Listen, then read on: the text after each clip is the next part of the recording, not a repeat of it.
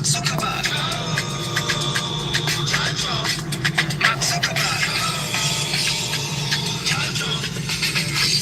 is still not a country. It's a business center for hardened criminals. Criminals when you get school certificate. Criminals we put money to improvisations. Criminals when they pay bandit or terrorists just to kidnap and kill our citizens. Criminals we kidnap Anambra and give amnesty to Boko Haram terrorists. DSS people that kill bandit and terrorists. 1 week make them leave Nigeria. Leave Shiwere and very dark man alone. Go to Zamfara and look for Turji Bello.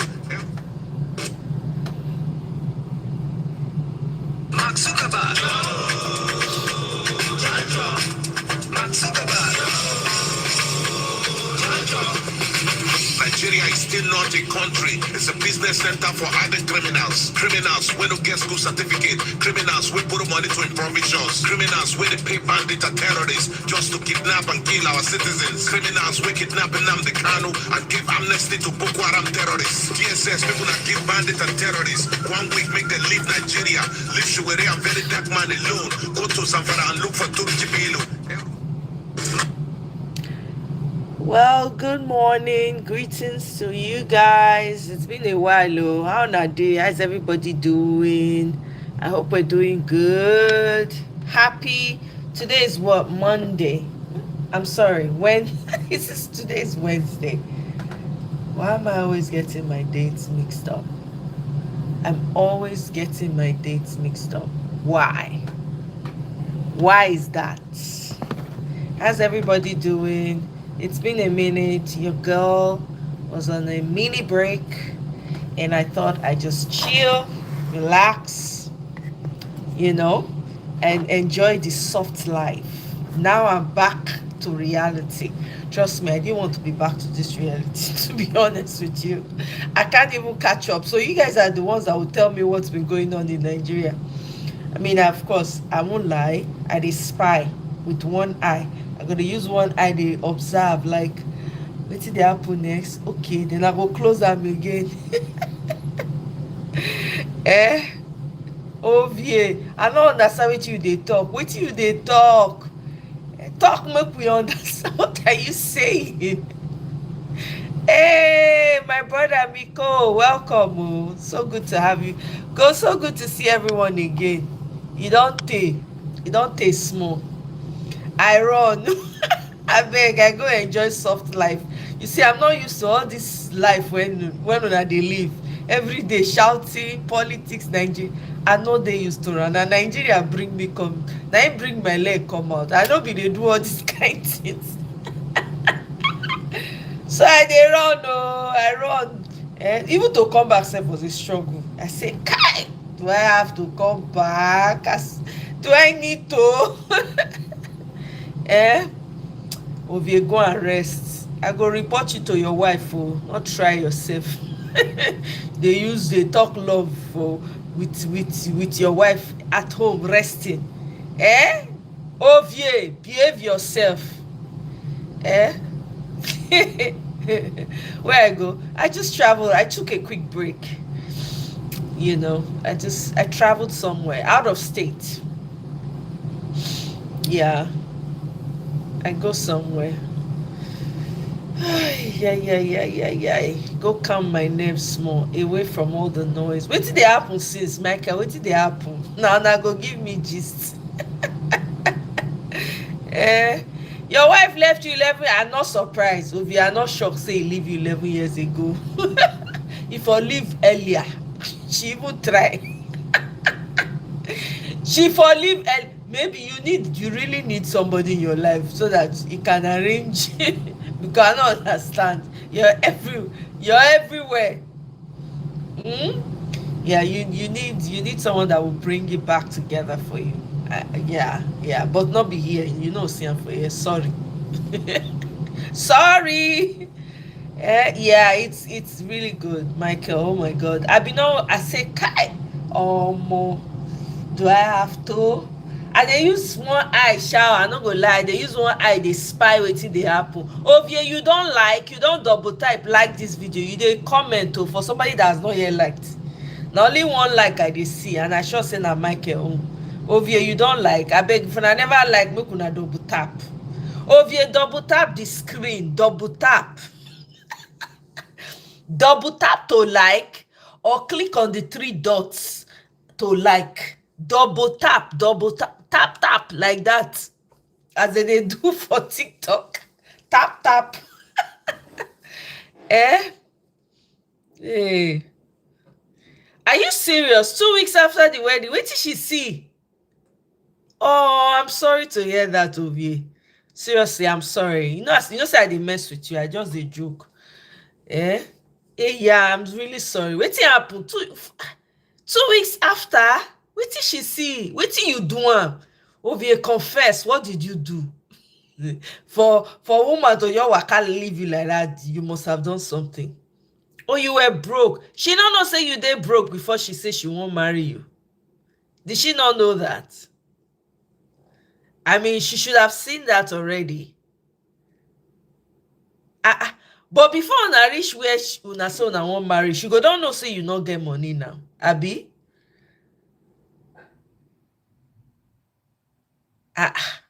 Yeah, my brother, sorry, no worry, better woman go come. But you see this, the way your political, I don't answer. Or unless you not marry person wey dey political like you, unless you not marry, because una go dey heavy quarrel for that house. Heavy quarrel. Yeah, my brother, money, you be money man now. You be money bag. They not tell them. You be money bag. You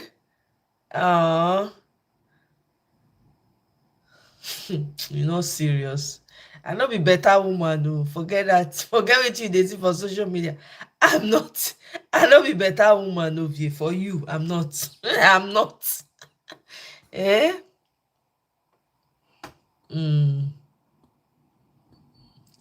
Hey, almost see toasting, oh. Mikey, are you see what I'm seeing? What is going on? Wake me up. Have you wake up? Have you double tap? Double tap to like the life. Okay, if you're going to talk, you're going to toast, right? Double tap to like the life. Do I know you? Wake up. All this love. Hey, now wow. Thank you guys for loving me. Oh, I appreciate.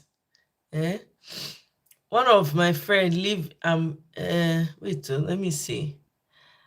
One of my friend wife leave on their 2nd anniversary, and she cleared everything for the house. Now Indian arranged marriage, and the guy, oh my God, are you serious? So these things really they happen. Wetin the woman go don see when go just clear everything like that? That's crazy.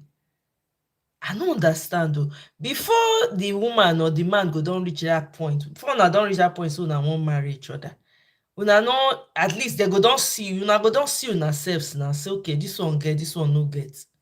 I can just pack and leave a man because he doesn't have money. Money when you feel make. If you say akara now, money don't come. If you say fried yam, money, you can make money. To what extent? That's a different question. That's a different thing altogether. But money is not a reason to leave somebody. Unless they not felt like una before. Then the person, not the man, the woman not felt like the man, or the man not felt like the woman. You understand? That's the only thing. That's the only way I can see. That's the only way I can think about it. Unless that. Thank you very much, Wake Up. Thank you. I appreciate the compliment. Ovie, I not be better woman. Walai. I'm not no, forget. Hey. Them they trip for your girly makeup. Thank you. I appreciate it. I say me I look good for now today now. As be say, you don't tell when I see you now. Make I come looking good. Me I not come looking harassed by Nigerians issues. Thank you. Thank you, Michael. She not saying she not like the guy. So why she can't agree make the do her? Oh, she agree for the arranged marriage so that the guy go bring her come, and then she go leave the guy. Hey, now wow. She use them for papers. Wow.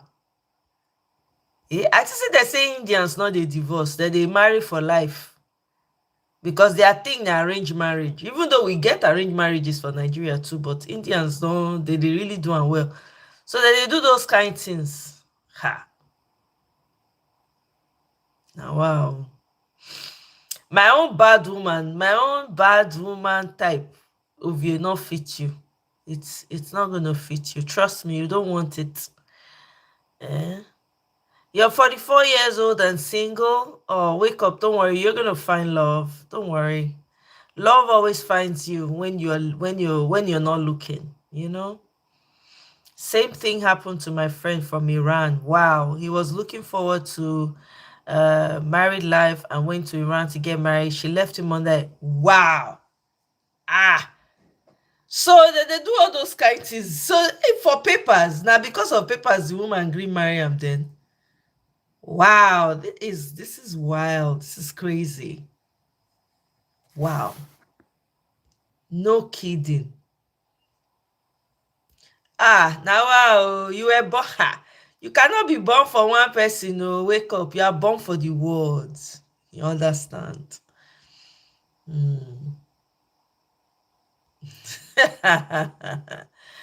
Hey, I know who thinks I not like money. Hey, if you don't kid yourself, I like money. I said you can make money. Money is not a reason.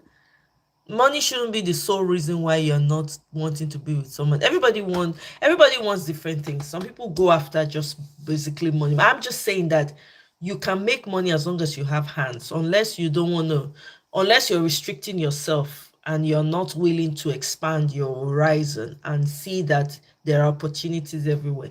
You can make money, but to what extent, that's what matters.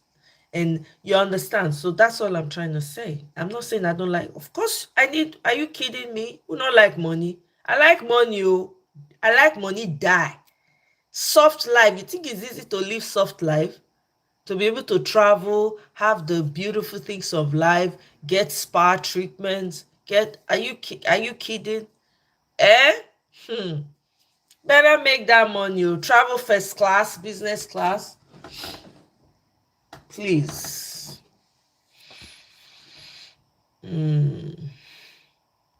So I'm not good for you, my brother, because I love money. I love and die. Mm? Michael, wow, that's sad to hear. They suffer from mental breakdown. Wow. Sorry to Ramu. I hope say they get treatment. So the thing mess them up. Kai. Wow. Things they happen, shall. Hey, yeah, wake up. Not worry. You go see who to marry you. You see, you love will find you. Don't worry. Wake up, you see somebody to marry you. You won't even need to ask, person go just follow you. You understand? Don't worry. Mona, not worry. Everybody looking for love will find it. Mike, help me ask them, oh, my brother. Emi, agbo mi, agbona. I don't know. I don't say winter dey around the corner, but e be like say cold don enter. Oh my goodness. Hey, Mike, help me ask them because I don't understand. Eh? Hey, but I'm flattered. I'm flattered. Thank you. Eh, really? I don't want wicked love. Oh, keep on to yourself. You have a lot of money. Okay, good, good. At least that means you can take care of the person that you know you want to be with. Hmm? You can take care of the person you want to be with. Wake up.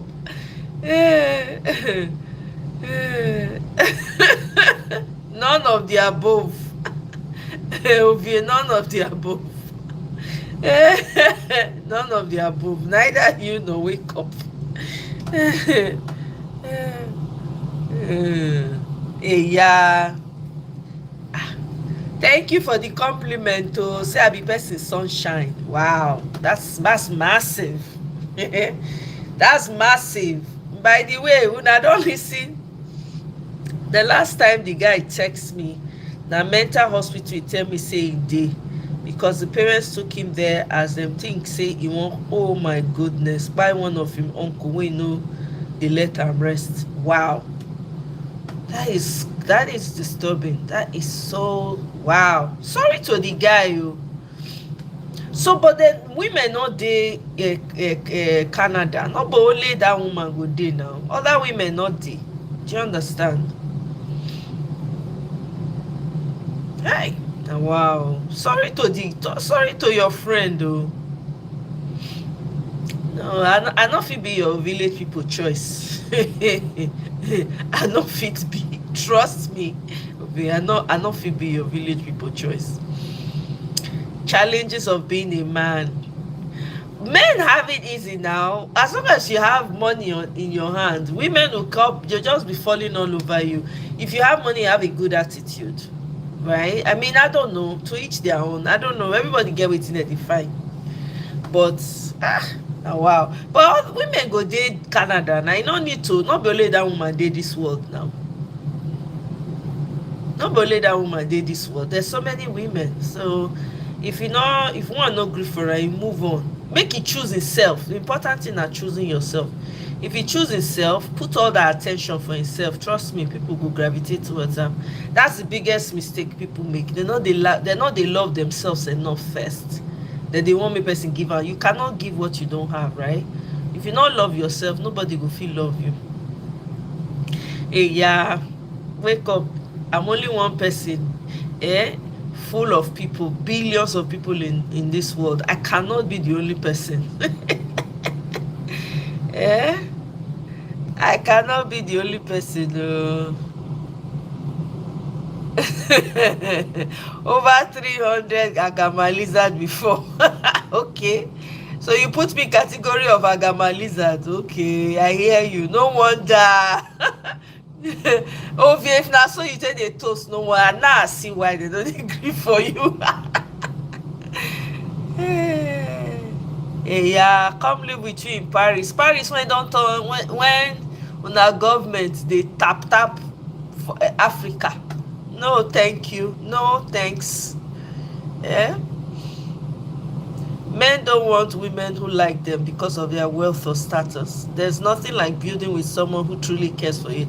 I agree, but there's some people who, are able to, even with, in spite of all that money, they're able to marry correctly, because I think people look for the wrong things. I don't know. What do I know? I don't know. I not be expert.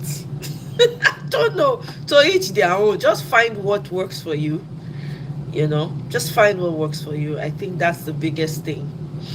But first of all, you need to love yourself first. You need to accept yourself. If you not accept yourself, it is hard for you to, for love to gravitate towards you.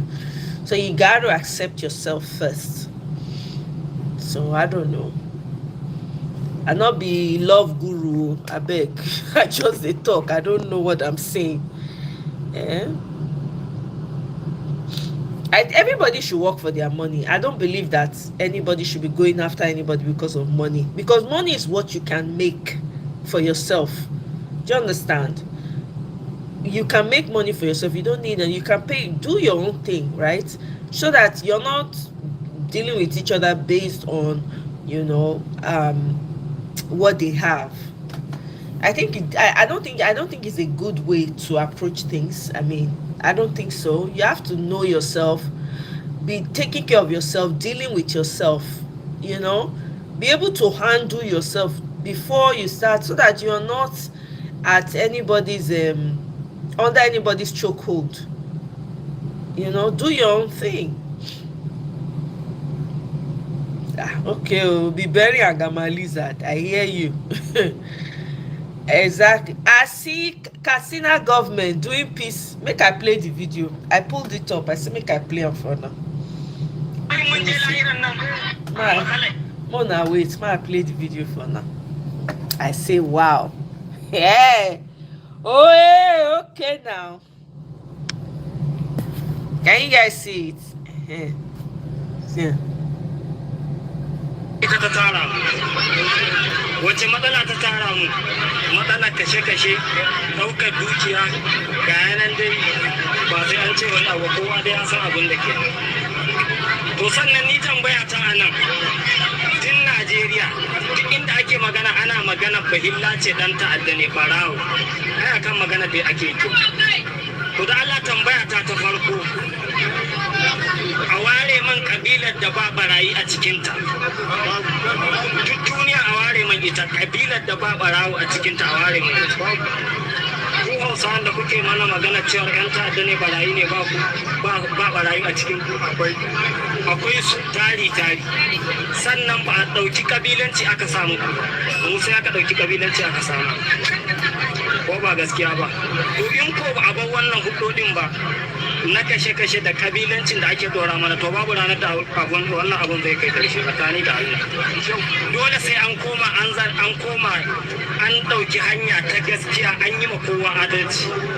Kai shugaba ka yi adalci, kai kuma na ƙasa ka yi biyayya, don babu yadda za a yi kai shugaba a yi ma biyayya ba kai ma na ƙasa da kai adalci ba, babu bai.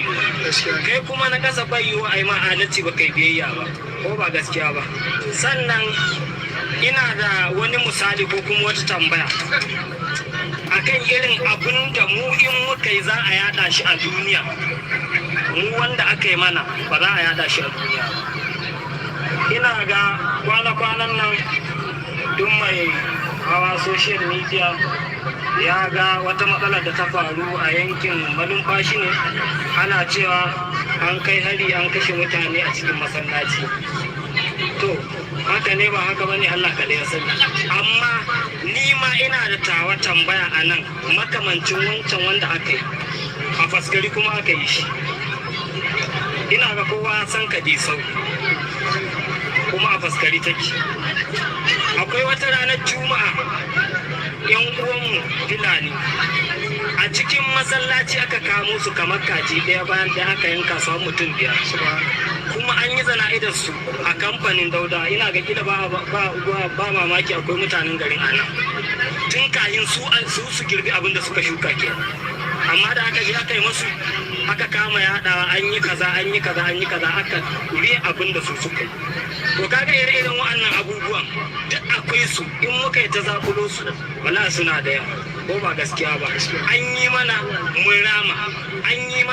mun rama, Allah ce kamata dini tudan, yadda kai za a yi maka. To haka da ka kashe man zan kashe ma, ko ba gaskiya ba. Ran nan ɗaya ne, in ka rasa shikenan, in na rasa shikenan. Ran ka bai hina ba, ran baban ka bai hina babana ba, ran inna ka bai hina innata ba, ko ba gaskiya ba. Kuma Allah da kanshi ya faɗa, wa laqad karramna bani adam, Allah ya karrama dan adam fiye da duk halittu da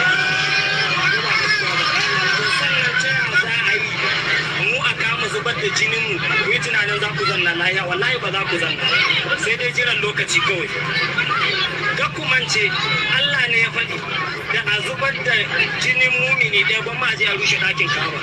To kun san muminan da ake kashewa a ƙasai, wa ya san adadi? Allah da ya halice mu shi kawai ya san abin da ake, ko ba gaskiya ba. Ta sanadiyar kashe mumini ɗaya zai sa ba ma local government ba state ba, Najeriya gaba ɗaya ma ta samu matsala. To don haka nan shi irin wannan al'amarin, abinda baka sani ba ka bashi a baka sani ba, wanda ka sani kauka a bashi a ka sani, ko ba gaskiya ba. To irin wa'annan matsalolin su suka haddasa wannan bala'i. Sannan Allah ya sani a dai wannan lokacin wanda muke ciki yanzu, to ni dai ban sanar ma wani ba, amma ni dai ga yadda nake jin rayuwata, to wallahi a duk duniya ba ka da hanyar da zaka zo man da ita wai ka ce za ka yi man barazana ko ka kashe ni ko ka kashe wani dan uwana dan in ji tsoro, wallahi in ma biya, wallahi ba ranar ba lokaci. Allah ne faɗi kullu nafsin za'iqatul maut. Can in ka je cikin wala tijadilu sumini na 2 za ka samu wannan ayi. Dukkanin mai rai sai ya mutu, to haka sai na mutu sai ka mutu ne. Kuma in mun je lahiran nan abinda kai shi zaka girba, kowaye kai. Faman ya amal misqala zarratin khairan yara wa man ya amal misqala zarratin sharran yara. Kowaye kai saboda bayan an je lahira ba babanka zai hisabi ba ba innaka za ta yi ba Allah ba shawarar ka zai nema ba lokacin da za a halicce ka ka zo duniya Allah da waye shawara haka in za ka bar duniya Allah da wa zai shawara haka in ka je da wa zai da Allah zai shawara ga gidan da za a saka aikin ka da kai shi za a duba ko ba gaskiya ba to dan haka nan da mu da ku a nan tare muke haka ko mun mutu tare za a tashi gida biyu ne da in aka lalubo ka wuta ba a ganka ba to kana aljanna in aka lalubo ka aljanna ba a ganka ba kana ina duka da mu da Hausawan da Hilani duka dai dole nan za mu tabbata ko ba gaskiya ba to don haka nan mu dawo mu makan mu kiyamar ko ba gaskiya ba ba mu tabbata duniyan nan ba mu tabbata in kuma akwai wanda zai tabbata shi ke na daga hannu don ba mamaki ga na wajen ba wani ni dai na sani ba zan tabbata saboda me Allah ya ce kullu man alaiha fan wa yabqi wajhu rabbika zil jalali wal ikram a cikin arhaman akwai wannan ayi ko ba gaskiya ba zatin ubangiji kawai ne ba zai kare ba amma mutuwa ba ita ke gudu ba to ita ma sai ta mutu sai me mutuwa ita muke gudu to ita ma mutuwa za ta yi babu abin da zai saura sai zatin ubangiji don haka nan kawai wannan al'amarin Allah kawai ya kamata mu tunkara mu koma mashi lokacin za mu sauki wannan al'amarin amma duk duniya wannan dai lokacin da muke wallahi babu katan da za a dauka a ba wani mukami kowane iri ne a ce zai samu da zaman lahiya a Najeriya na a kasar na wallahi ba shi amma Allah muka So basically, Ovie, do you know how to speak Hausa? Can you break it down? Well, anyway, the title says notorious bandit leader Ado Alero explains why he abandoned the Katsina peace deal. Guys, double tap if you have not yet liked. Please double tap the screen to like or click on the 3 dots to like. Okay, so it says notorious bandit Ado Alero explains why he abandoned the Katsina peace deal after his son was allegedly arrested, calling it a betrayal. He insists the new Faskari peace agreement will stand as it is based on sincerity and trust. So let me get this right. Michael, exactly. It's extremely sad. The DSS no say this man they can't do peace talk. They not get no action, nothing. And then meanwhile, I heard that they kidnapped or they captured one of the people, one of the guys that have been causing problems in the southeast in Imo State precisely. And then a gentle, I don't know, something Yahoo or whatever they call his name. Eh? Do I not see this one catch? God, I beg you. I don't just want to talk, sha. Make I just God.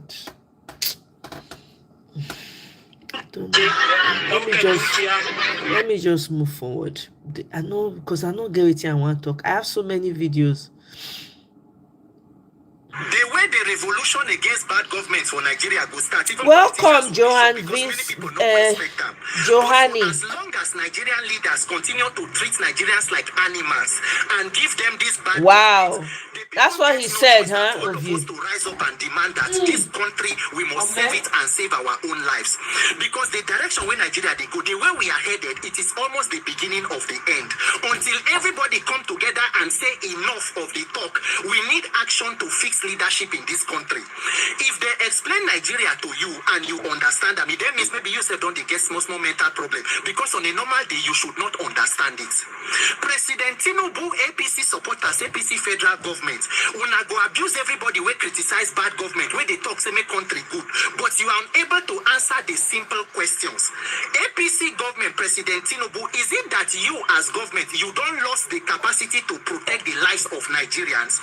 Because the constitution say the security and welfare of the people will be the primary responsibility of government. President Tinubu, who exactly are the beneficiaries of insecurity for this country? Now, which people they make money from insecurity? Where they say the more money where you put inside the security, the more the thing they increase. It has almost become an economic investment and enterprise. The thing no get end. So today for Nigeria, we reward criminality. The more people you kill, the more atrocities you commit, the more people you kidnap, the more likely governments go call you for negotiation, go do peace deal with you. They fit even reward you with women. They say that if they give the bandits women, make their body calm down. All of them, they see this news where they talk, say they do peace deal with bandits for casino. I don't they avoid this news because make person focus. We know say their plan are to rig come back again. But you cannot avoid this kind of dysfunctional system. They say that they do peace deal. Nobody talks say that fight or violence, there is no negotiation. But what exactly is the intention and where are we headed with this so-called peace deal? They say that they do peace deal with bandits. Make una see one of the person who come there has been on Nigeria most wanted list of terrorists of the Nigerian army, number 19. Somebody gawa. Make una see picture of person who come say he won't come do peace. He wear army camouflage cap, he wrap himself with weapons and ammunition for waist. Camouflage will be safe for ordinary civilian wear am. Nigerian army they go show you who your papa be. But wanted terrorists wear and come sit down for community, they sit down under canopy, whole mic they talk. This peace deal not be today they start to the former governor of Katsina State, Aminu Bello Mesari, he been don't do many peace deal. They go do he not go reach 3 days, 4 days, 1 week. The bandits they go break the peace deal, attack communities, kidnap people, kill more people. Yet they say they still they do peace deal. In fact, at a point they say make they even give them wives. Say by the time they get enough women, their body go they calm down. Now they say they don't enter peace deal. What exactly is the definition of the peace? How they think they take bring justice for the lives of the people where they don't kill their family members where they are alive? What exactly is the situation of this peace deal where they talk so? But unfortunately, the village people, they have lost confidence of government to protect them.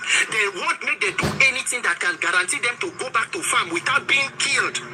They finished peace deal yesterday, 15th of September, which is supposed to cover all those northwestern states where they suffer banditry, Zamfara, Katsina, Kebbi.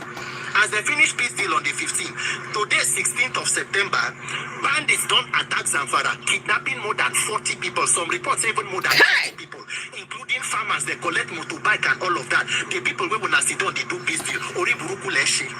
Ori Buruku Leshe, Nigerian government. The thing we will know they talk. My own is that may all of this incident where they happen mobilize Nigerians because the wickedness of government, they select. If you like, shout on your mandate, you shall fall and die. Till tomorrow, the hand of incompetence is long enough to touch you.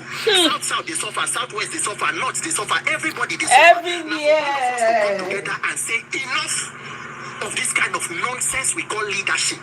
What is this kind of public display of criminality in the name of peace deal? So what are we telling the younger people? That you can go into banditry and kidnapping and terrorism. When you kill a lot of people and you become a threat to government, they will call you for negotiation. Now the thing where we don't take build as a country be this. And this is what government is funding and also supporting. Nigerians, now the way where you stand, that cameraman go snap you.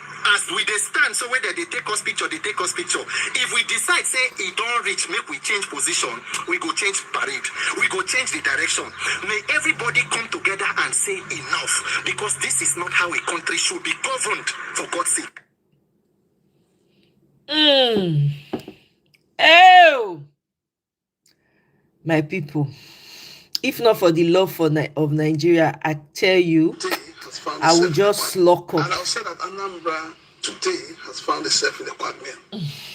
Quagmire? Yes. Okay. You have a governor who is not performing, who is just busy.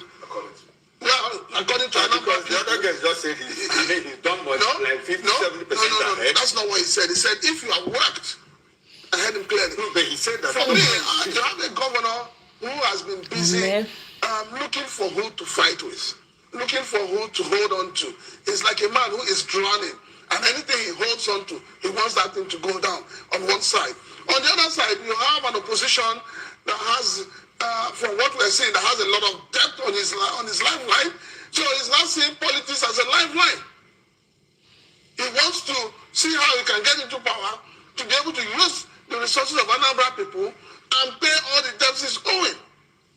I had expected that by now, Charles Solodo would have given us a Dubai or a Taiwan in Anambra State. We're not seeing that. There are no roads. Go to Anambra and find out. There are no roads. Nothing is working in Anambra. And you have a man who calls himself a professor. So, that is why I said I found myself in a quagmire. But, do you know who would have benefited more from all of this? Who? Would have been be Valentine. Exactly. To leave Labour Party Exactly. and join APC with the promise of a better life. The worst move ever. Impatience. But he never got it. Okay, so because what I'm saying this is, you see, we need to move from electing people, electing parties, to electing character. Electing characters. Talking about character. Hey! He said that probably Valentine for just a smooth sailing. The kind of faith I had in that man. Well, like that, while he was in LP. Hi God. May we not miss the best for us for our lives because of impatience. Mainstream media has also carried Okay, so they're saying this is not the work of no. The what they're saying is like clear. doxing, What is shame? What they're saying is that we gave you money. What a shame. That Valentine I no lie to now. I see what he carry. Who advised this man? See, now Mogalu is getting first class treatment. People are mobilizing behind Mogalu. We'll see how he plays out, Sha, at the end of the day. With all this petty, election in Nigeria is at very high God. The way they do election in Nigeria, my goodness, the kinds of things that are coming, that between Soludo's wife and Ekonife, is that how they say the name? Please, don't be angry if I pronounced it wrong. The kinds of words, exchange of words. Hey, God.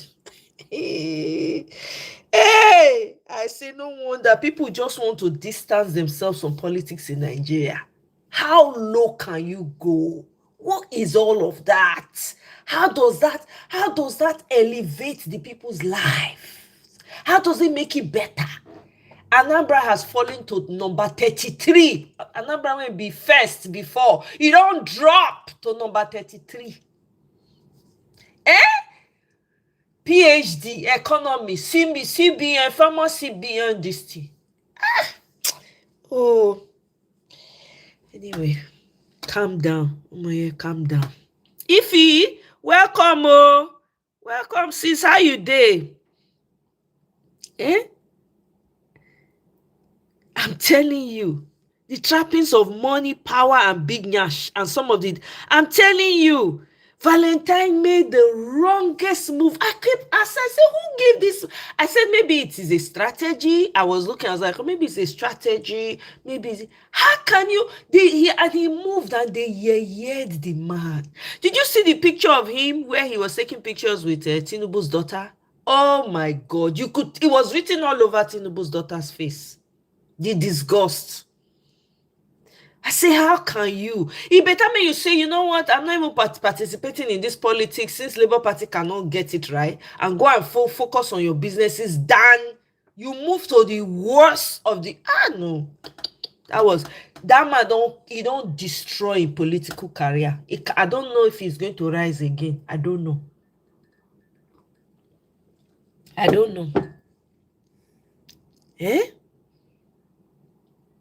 It's a zero-sum game.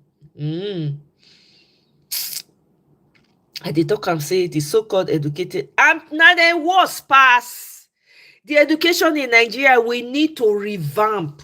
Now I'm finding out every day. You see these Western educated people we get for Nigeria now be the bane of Nigeria problem.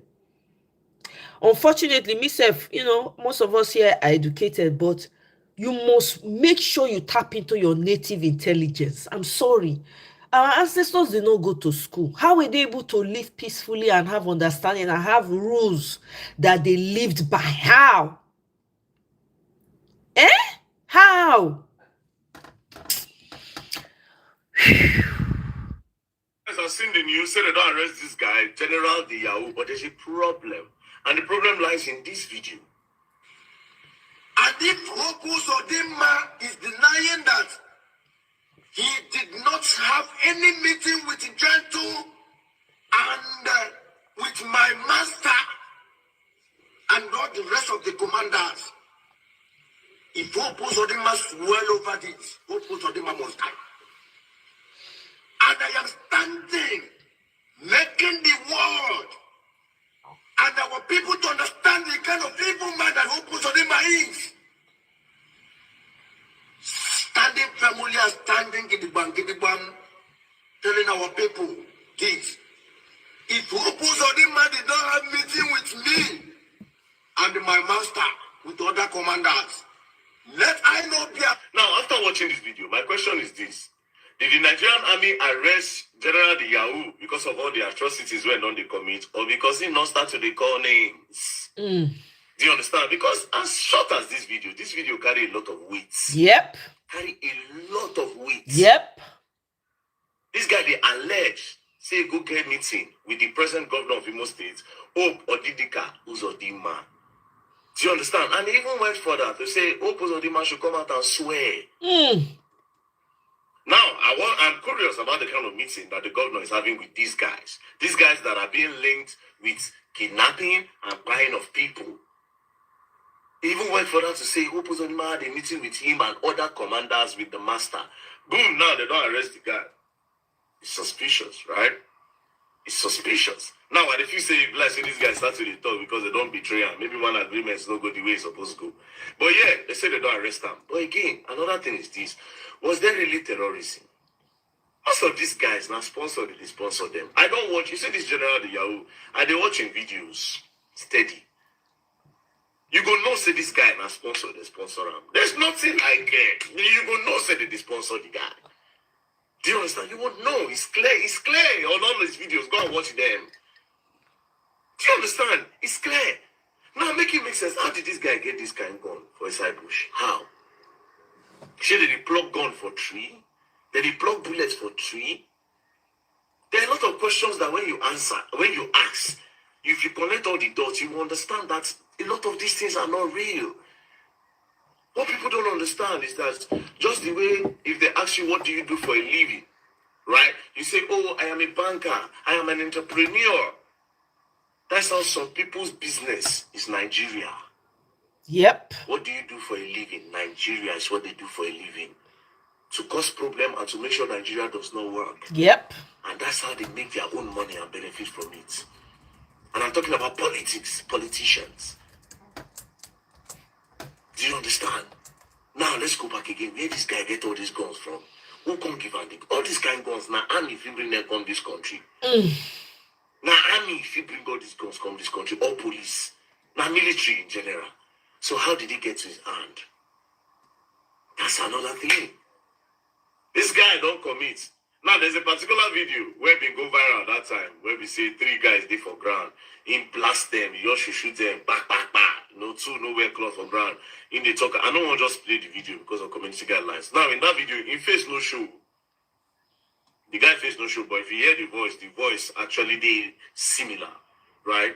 The face no show, they similar. So this guy don't they commit 1 or 2 things since. When I don't link him to insurgency, kidnapping and all, but I don't go carry him. He start to call him now, they go carry him. That's number 1. Number 2, also now give him peace deal as well.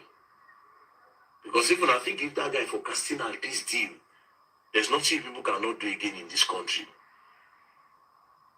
You are giving a man that has been linked to buying a lot of civilians in Nigeria, a lot of citizens in Nigeria, both women and children.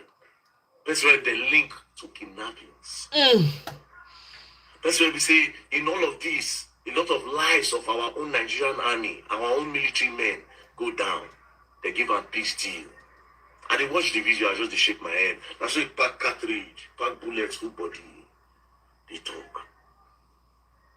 And they watch them and just shake. And they laugh. I say, no. If you look at it critically, you will understand. And when they tell you that there is insurgency in Nigeria, yes, we have to quote it like that when we want to make our video. Do you understand? Or when we want to talk against it, or when we want to talk about it. But do these things really exist? Do you understand? They say, oh, they go arrest one kidnapper, they go arrest one Boko Haram member. Who brought them in before? Who bring Boko Haram before? Who bring them in? The only time where all these politicians want me to buy those boys now, when those boys don't rebel against them. When the boys don't get carried away, the tools where they bring, where they will take use and they do politics for them. the boys don't start to use them for their own thing. At that time, I ain't government did it. But anyways, we are not going to talk about that.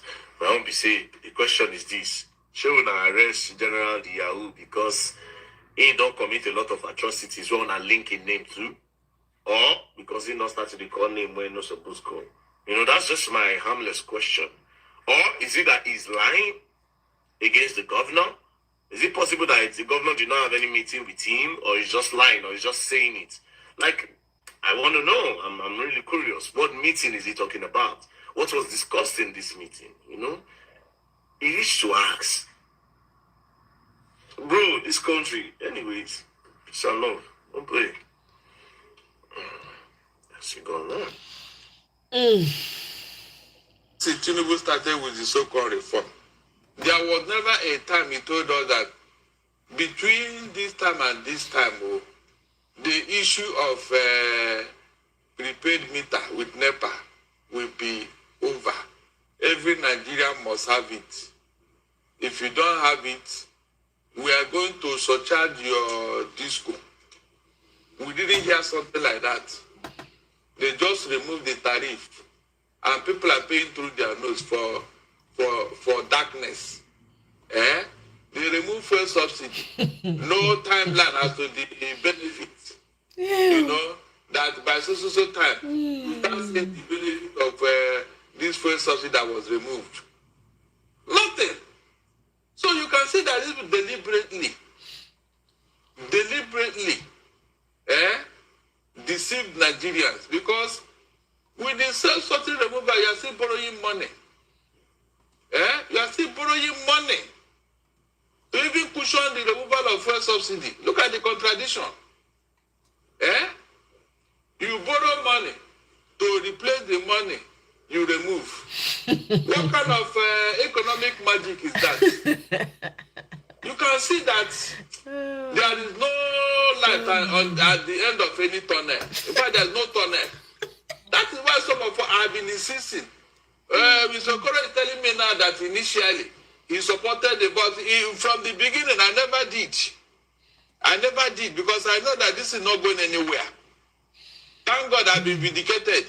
So if it is exam, you would have failed it before you now realize that at the initial time. That is it. Oh my God, I too like Barrister Darlington. The man, they give me joy steadily. Let me read this take from meanwhile, your EFCC is saying that Yahoo boys are the ones responsible for the rise in visa restrictions. Blames them for wrecking Nigeria's image abroad. You see how your politicians are penalizing its citizens for the crimes that they are committing? Okay.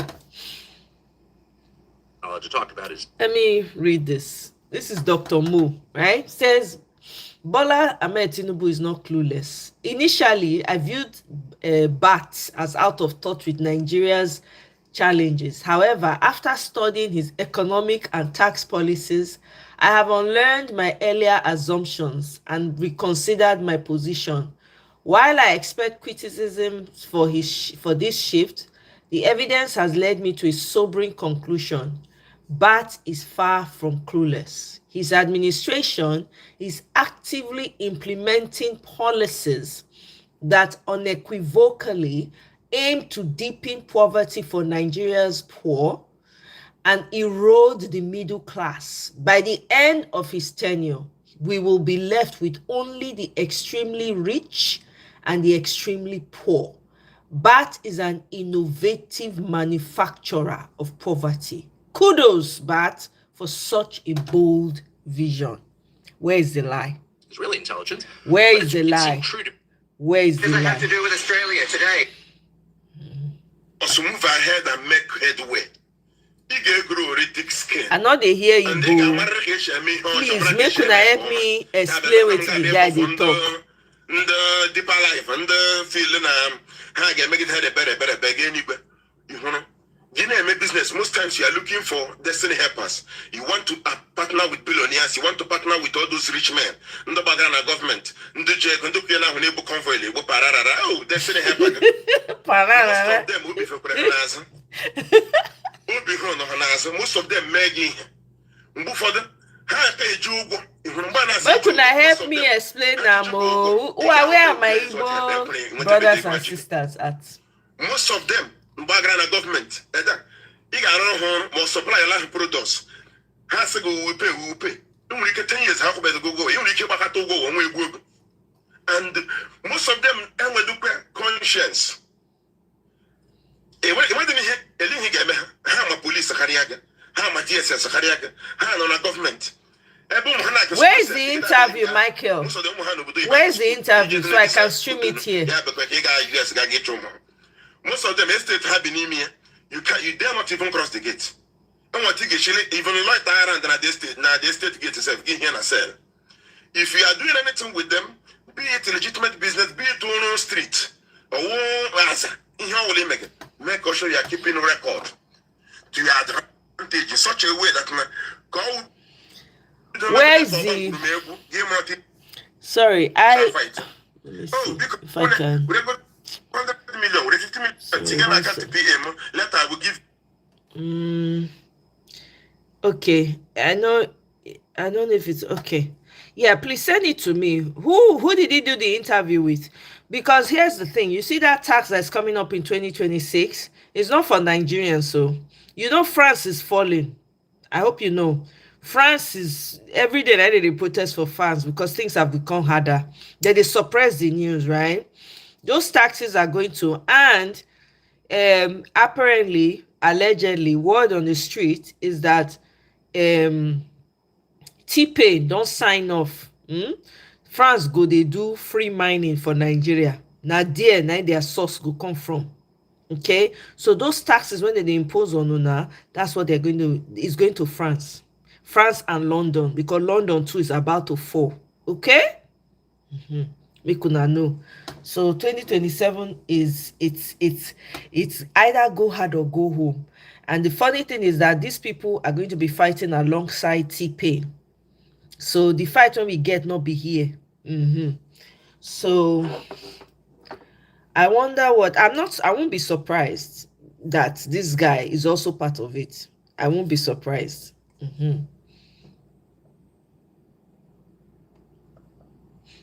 Let me see. I saved some of Hundeyin's. Let me see if I can find any of his stuff that I had saved. In the meantime, let me. Hey! Good afternoon, fellow Nigerians. Once again, happy Saturday. I think we are on the motion and we are in the move. 2027 is closing. Please, I want Nigeria to have one. India 2027 is almost at a bit. Please and please get your BBC, get your voter registration card. And INEC, prepare yourself because we fight you today. Last month, we want all election. All this thing, we must use beaver. That is why it's there. Don't tell us the beaver said, prepare yourself against that 2027 because if you don't use it, you say it cannot record. Okay. For you. All those registration they are doing for Lagos or should that is not a problem. What we thank you very much, Michael. Even like Mr. President, even three, make them to have a voter card. You are not coming back. If you like, all the flower in Lagos, let them get voter card. We know the number, we know how many of them. Already I have the number of people who have BBC in Lagos. I have the number of people who have BBC in Osun. I have the number of people who have BBC in Ondo, Oyo, and Ogun State. So all those ones they have it. The whole state that is that they have the BBC. How many people? The paper is with me now. So if we like, and before that we will make sure we get how many BBC collected. Those one who collected it, we will put the number and write it. The more we see is not how to, we will present a matter to before the election. We will go ahead for court. So that the thing, you will not have any rigging, cannot work, Mr. President. First, you say you are working leave. Nobody see which working leave. Nobody see you know where you are. 10 people say, I am sick. We pray for you. May God give you full recovery. What Buhari sick you tell us? Yay! All right. Let me move. this. Let me switch device so I can play this video. But first, there's one I want you two guys to listen. You remember the fire when it happened for Lagos recently for the market? When I hear people, they cry. My God. Ìran Tinubu ló máa parẹ́. Ìran Tinubu máa parẹ́. Iná ló máa jó yín run. Eléyìí wọ́n set up ní ẹ lọ wò ẹ máa bá àwọn èèyàn sunkún. Ẹ máa bá wọn sunkún. Wọ́n fẹ́ tabẹ̀ yẹn ni o. Wọ́n fẹ́ tà á ni o. Wọ́n fẹ́ gba gbogbo bẹ̀ yẹn ni o. Wọ́n fẹ́ tà á ni o. Wọ́n wá lọ sọnà síbẹ̀. Ọmọ kò táwọn bá lọ bá àwọn èèyàn. Wọ́n ò ní dá. Ọlọ́run Nàìjíríà náà kórè wọn pé Ọlọ́run máa ṣe ọ̀nà gbọ́dọ̀ gbogbo. Èwo lọ lórí ìtumọ̀ táwọn ọjà tó ti wá bẹ́ẹ̀. Pàtàkì bá yà wọ́n pàtàkì bá bẹ́ẹ̀. No, come on. Come on. Come on, àwọn ọjà ló wà ní ìtumọ̀ tà náà. Pásọ̀ Adébóyè kúkú yìí ọ̀nà báyìí Nàìjíríà jẹ. Pray. Mr. Ogunṣẹ́gun ẹjọ́ ní sùúrù sà. God will do it. Ọlọ́wọ́ ṣe. God will do it. Kí wọ́n gbàdúrà. Please hold on, sir. Mr. Ogunṣẹ́gun ẹ má Ìdúmọ̀tà iṣẹ́ là ń ṣe ní Ìdúmọ̀tà. Ọjà ló kún ní gbogbo Ìdúmọ̀tà lọ rẹ̀. Ọ́fíìsì ló kún ní Ìdúmọ̀tà. Gbogbo ẹ̀ ti wálẹ̀ lẹ́yìn Ìdúmọ̀tà. Billions of money. Trillions. Gbogbo ṣọ́ọ̀bù ló ti disappear. Oh my God. Olórí burúkú lẹni tẹ́ gbé síbẹ̀ tẹ́lẹ̀ fi ṣe president. Olórí burúkú ni mánu yìí, olórí burúkú. Ẹ jẹ́ pé àwọn èèyàn lẹ́kún níbi tí Nàìjíríà ti dé lọ́wọ́lọ́wọ́ nísìnyí, àwọn tó tún manage tó ń ṣiṣẹ́. Àwọn aláṣọ yẹn lè rí àwọn ni mo ti ṣe máa ta lẹ́sìn kan. Lẹ́sìn ẹyọ kan lásán ṣe wọ́n yẹn tó ń tà á. Oh my God. Gbogbo Ìdúmọ̀tà ló jó. Gbogbo Ìdúmọ̀tà ló jó ló wọnú lẹ́yìn. Gbogbo Ìdúmọ̀tà ẹ wá fẹ́ sọ fún mi pé wọ́n ò pílànù ẹ̀. Sọ pé iná yẹn wá kọ̀ jó lọ títí tó fi mú gbogbo ṣọ́ọ̀bù pátápátá. Ṣé mo bí Ìdúmọ̀tà ṣe rí? Very congested. Shops tó wà bíbẹ̀ yẹn kò ṣe kà. Oh my God. Wọ́n tó bá bí ẹ̀dá lẹ́ni tó mọ̀ kó jẹ́ sí Tinubu supporter kò kè wá sí bíbá ìkó wá ọ̀bẹ pé mi nípa yí ẹ̀jẹ̀ mọ́ bíbí tó wà ilé. She's lamenting the market that was burnt. So she said all the people that have been supporting Tinubu, she's waiting for them to come. Lagos State government is silent about what's going on. That they burned millions of people's produce or products that they are selling. She says it's planned. They cannot tell her that it's not planned.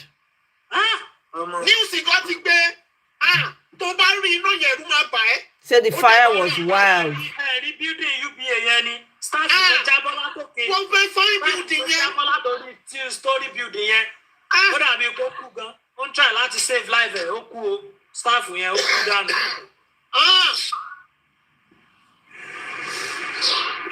Oh my God.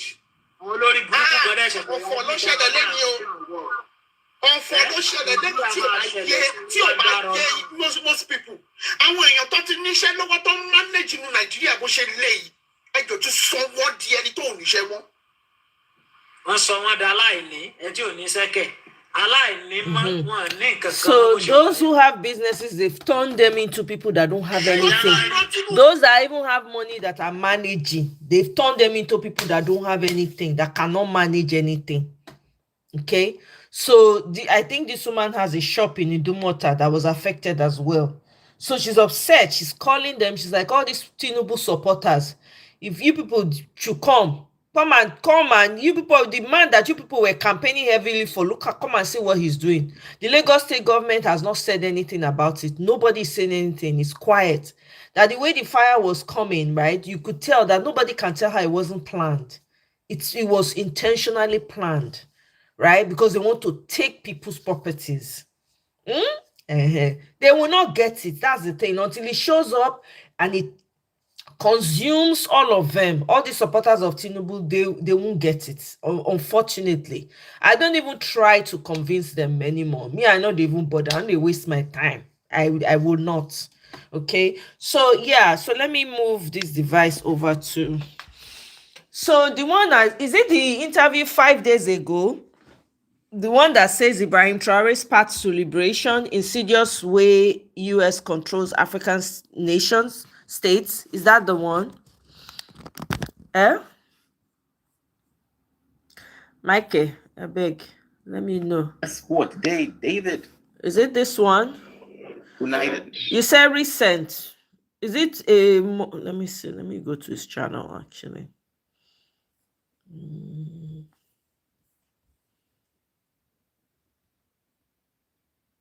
Imperialism. Okay, this was 19 hours ago. Okay. All right, got it. Okay, got it. Let me see if I can find it on because it's more effective when I play it this way. To avoid all this ad. Oh, fantastic. It's here. Okay. No. And I want to make sure I nailed this on the first go. Guys, please continue to double David tap Hundeyin. to like. Oh. How you doing, man? You doing okay today?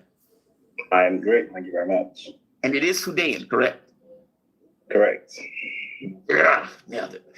Because see, that's the thing, right? When I'm here, they'll say Jamari, and I just say yes. Okay, that's fine.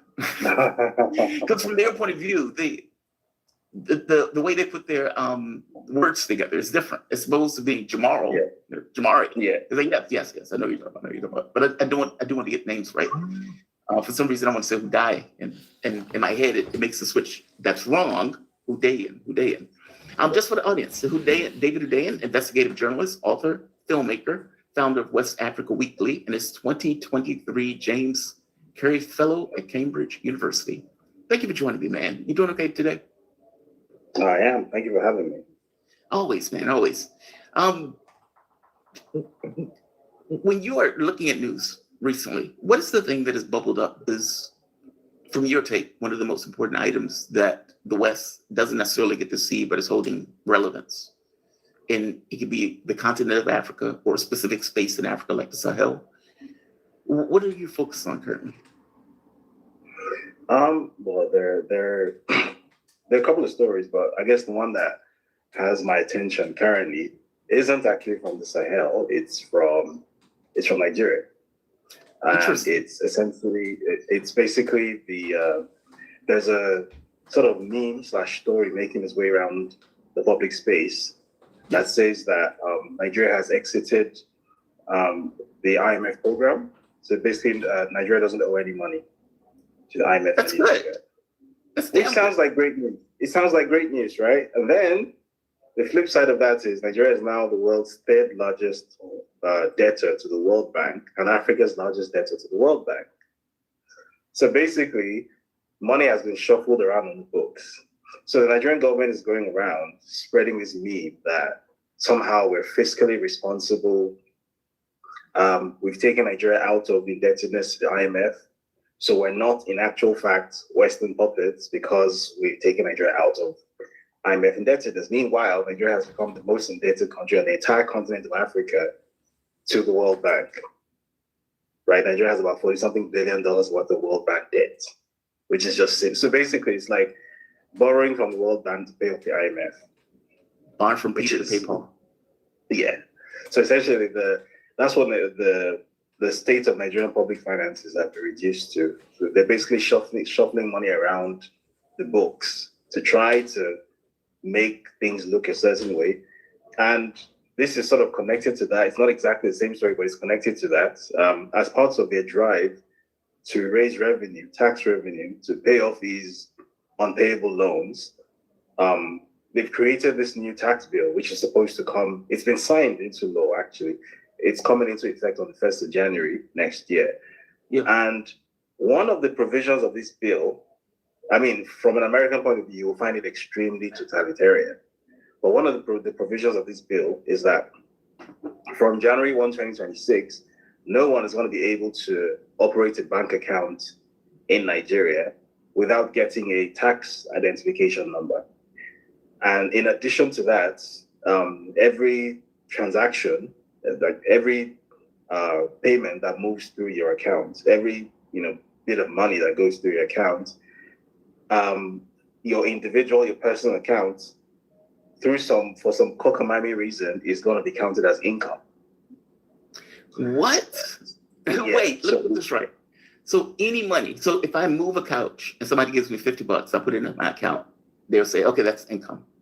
It doesn't matter what it is. First of all, even as it is right now, that $50 is already taxed because every electronic transaction comes with a tax. First of all, that's bad enough. Now, for the purpose of tax assessment, according to this new bill, which has been signed into law, that $50 is going to be counted as income. So there's a threshold below which you're not expected to pay any tax. But the thing is, that threshold is so low that realistically, there's going to be like 10 people who don't qualify to pay tax, basically. So the idea is basically to widen the tax net in a way that has never been attempted in Nigeria's history before. And in addition to that, something else which is also included in the tax bill, which I guess also isn't even around here, people haven't yet cottoned on to it, is that the VAT, that's the value added tax, is being raised from 7.5% to 10%. And this is an IMF instruction. The IMF actually instructed Nigeria to raise it to 15%, to double it from 7.5 to 15%. But then, according to the IMF, and this is in a document published in July, it's on the IMF's website, you can read it. The document said, well, we understand that for the purpose of not starting a civil war, let's not do everything at once. So break it up. So instead of doubling it from 7.5% to 15%, do it from 7.5% to 10%, which is what they've done. And it's going to come into effect from January 1. So basically, from the start of next year, Nigeria, which has already become one of the most impoverished countries in Africa relative to its size, is about to become a lot more difficult to live in. And this is the direct result of multilateral borrowing and the instructions and actions of multilateral institutions. So the reason this story is so interesting to me is I find that it's very difficult to explain to people in these parts that these inconveniences and economic hardships that you experience don't just happen without context. They don't just happen because your leaders are corrupt and your leaders are not knowledgeable, the usual narratives. There's an unseen hand, and it's actually not that unseen if you know what to look for. So that when people like me talk about things like imperialism and neo-colonialism, that this is what it means in a practical sense, right? This is not Kwame Nkrumah delivering a speech. This is not an ivory tower thing that a university professor is talking about in an African studies class. This is a real practical thing. That the reason you're about to become poorer from next year, the reason you might get temporarily locked out of your bank account from January next year is directly because of something, a decision that was made in Washington without your buy-in, without your say-so, without your consent, and over your head. And I think that's just like a really useful way of illustrating to people around here what the reality of imperialism actually is. Because I always find that people from the other side of the Atlantic are often surprised when they engage Africans and realize that Africans have no idea, generally speaking, have no idea what imperialism is. Even though they experience it all the time, they have no idea what they're dealing with or where it's coming from. And the assumption around here always seems to be that somehow African leaders are the absolute worst in the world, that there's some innate moral or psychological or behavioral, societal, cultural deficiency on the part of African people that leads to, poor leadership outcomes. Meanwhile, that's not the case at all, right? The leaders might not be great, but leaders across the world, generally speaking, are not great either. So why is it that this continent specifically has these very unique and distinct set of outcomes compared to everyone else? And this is why. It's because there's a specific economic role that has been set for it, and the people who set that role are the people who are actually in charge. Those are actually the people with power, not the middle management that we call leadership. Your point is that for all intents and purposes, he's not passing a bill to make people poorer just because he wants to pass a bill to make people poorer. This is at some level being directed from above him, despite the fact that he's in charge of, he's president of the country. Yeah. Wow. What has been the response in Nigeria on this? I mean, they have to know that this is A, going to make them poor. B, is going to have much more government oversight on the way that they spend money, on the way that they accrue money, all of these things. So I think there's been more of a response to the first point, because I think more people sort of understand the visceral reality of becoming poor. And there's been some kind of an attempt by the government to sort of play down these fears. The Internal Revenue Service has gone on TV to say that, well, they're not going to, unilaterally just shut down accounts, and that where possible, they're going to avoid taking such action because they're going to use existing databases as much as possible to avoid causing disruption to the system. So I think the government is going to play it in a way that it's going to the disruption is going to be minimal. So people might not necessarily realize the extent to which they're being shafted. Yeah. However, the second point you made, which I think is actually the more dangerous issue and the more important issue, has just completely flown away with that. You are essentially giving power over the most minute details of your life, right? You're giving total power over your life and total visibility over everything you do that involves money. Not just to the government, right? Because it's one thing to give it to your government that you voted for, right? That's one thing. But the IT platform, which is being used to integrate this new financial system, is called MOSIP, right? And I'm sure you've heard of it before. MOSIP is essentially an IT platform which is to all intents and purposes founded and owned by Bill Gates. Are you serious? Right? No, I had never heard of this, to be honest with you. I had never heard of it. Right. MOSIP, MOSIP. You can Google it, right? So that's the platform that's been integrated into Nigeria's financial system. And this is an experiment that has been attempted before, I believe in India, right? So essentially you have this American billionaire who works hand in glove with the American states, the American government establishment, Yes. coming to your independent sovereign country, the global south, and pushing, using his influence and his money to push legislation through your parliament to create this financial infrastructure that he controls and give it teeth and give it power over your bank account, over your ability to move and spend money. Because the situation now is technically, because we supposedly live in a sovereign country, even though it's not really that sovereign, but because the financial system in that country isn't under the direct control or supervision of an outsider. So the level of financial freedom that we have is constrained only by what the government locally decides to do. Right. And for the most part, the government, to its credit, generally doesn't like to upset the apple cart much. So it has happened a couple of times that the government freezes accounts, and it happens from time to time, but it's not a thing. The government doesn't go around freezing 2 million people's bank accounts. That's not a thing that happens, right? It's one person here, one person there, once in a while.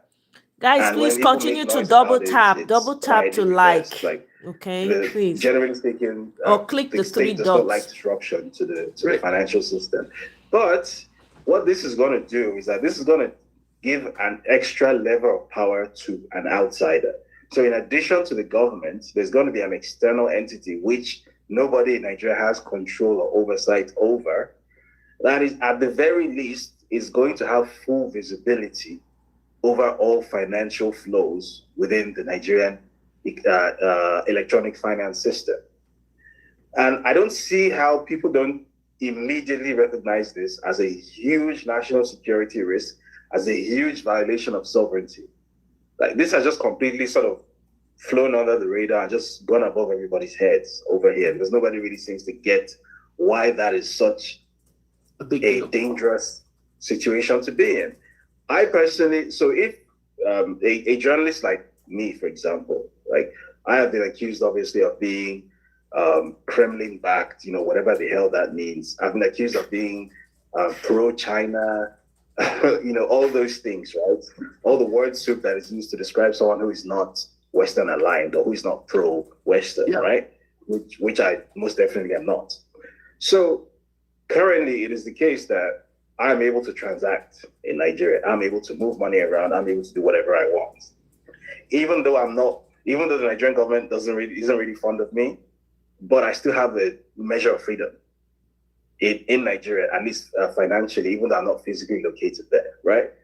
Now, what this would do is that this would effectively give the US government in Washington the ability to financially censor me directly in Nigeria using the Nigerian financial system.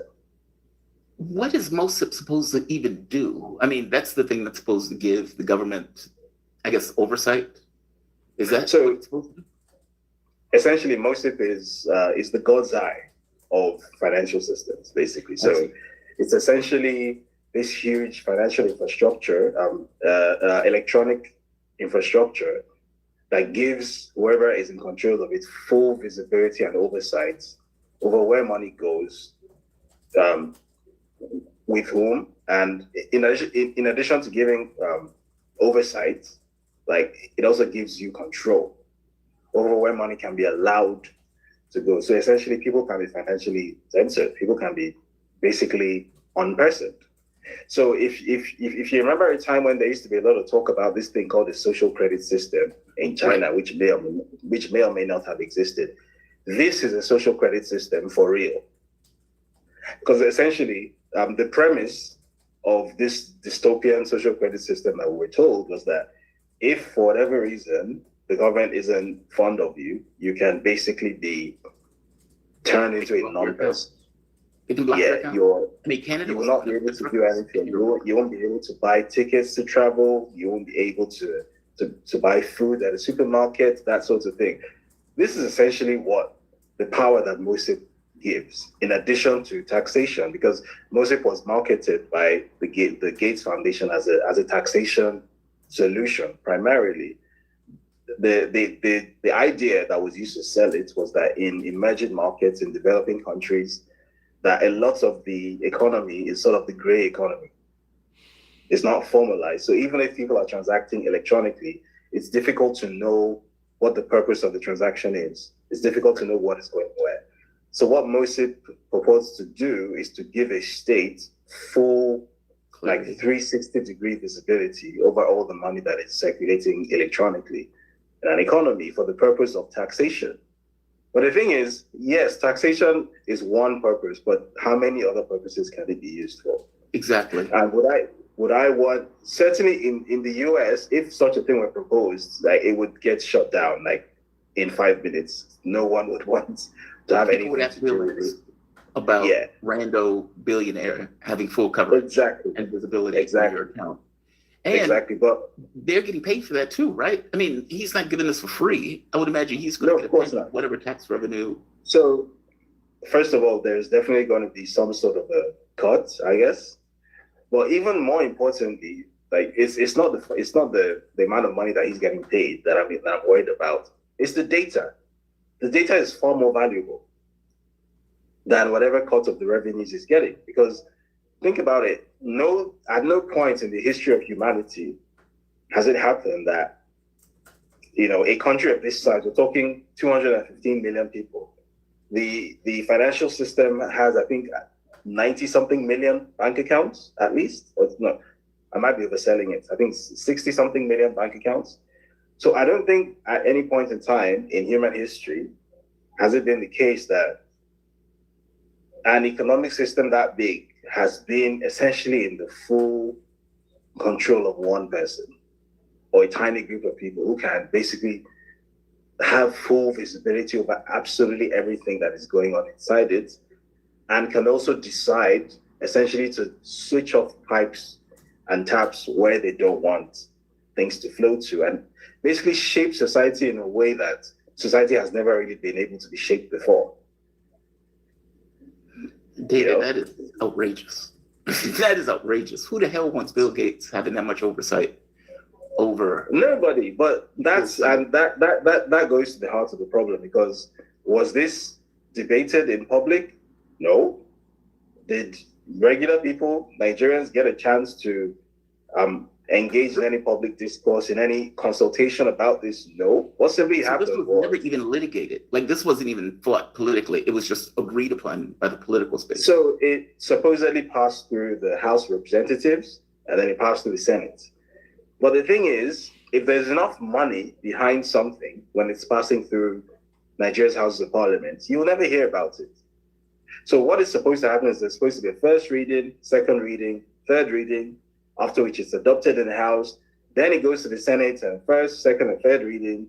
Then it's adopted. Then it goes to the president, and it gets signed. So the idea is, at every point, it can get edited, it can get revised, or it can get shut down.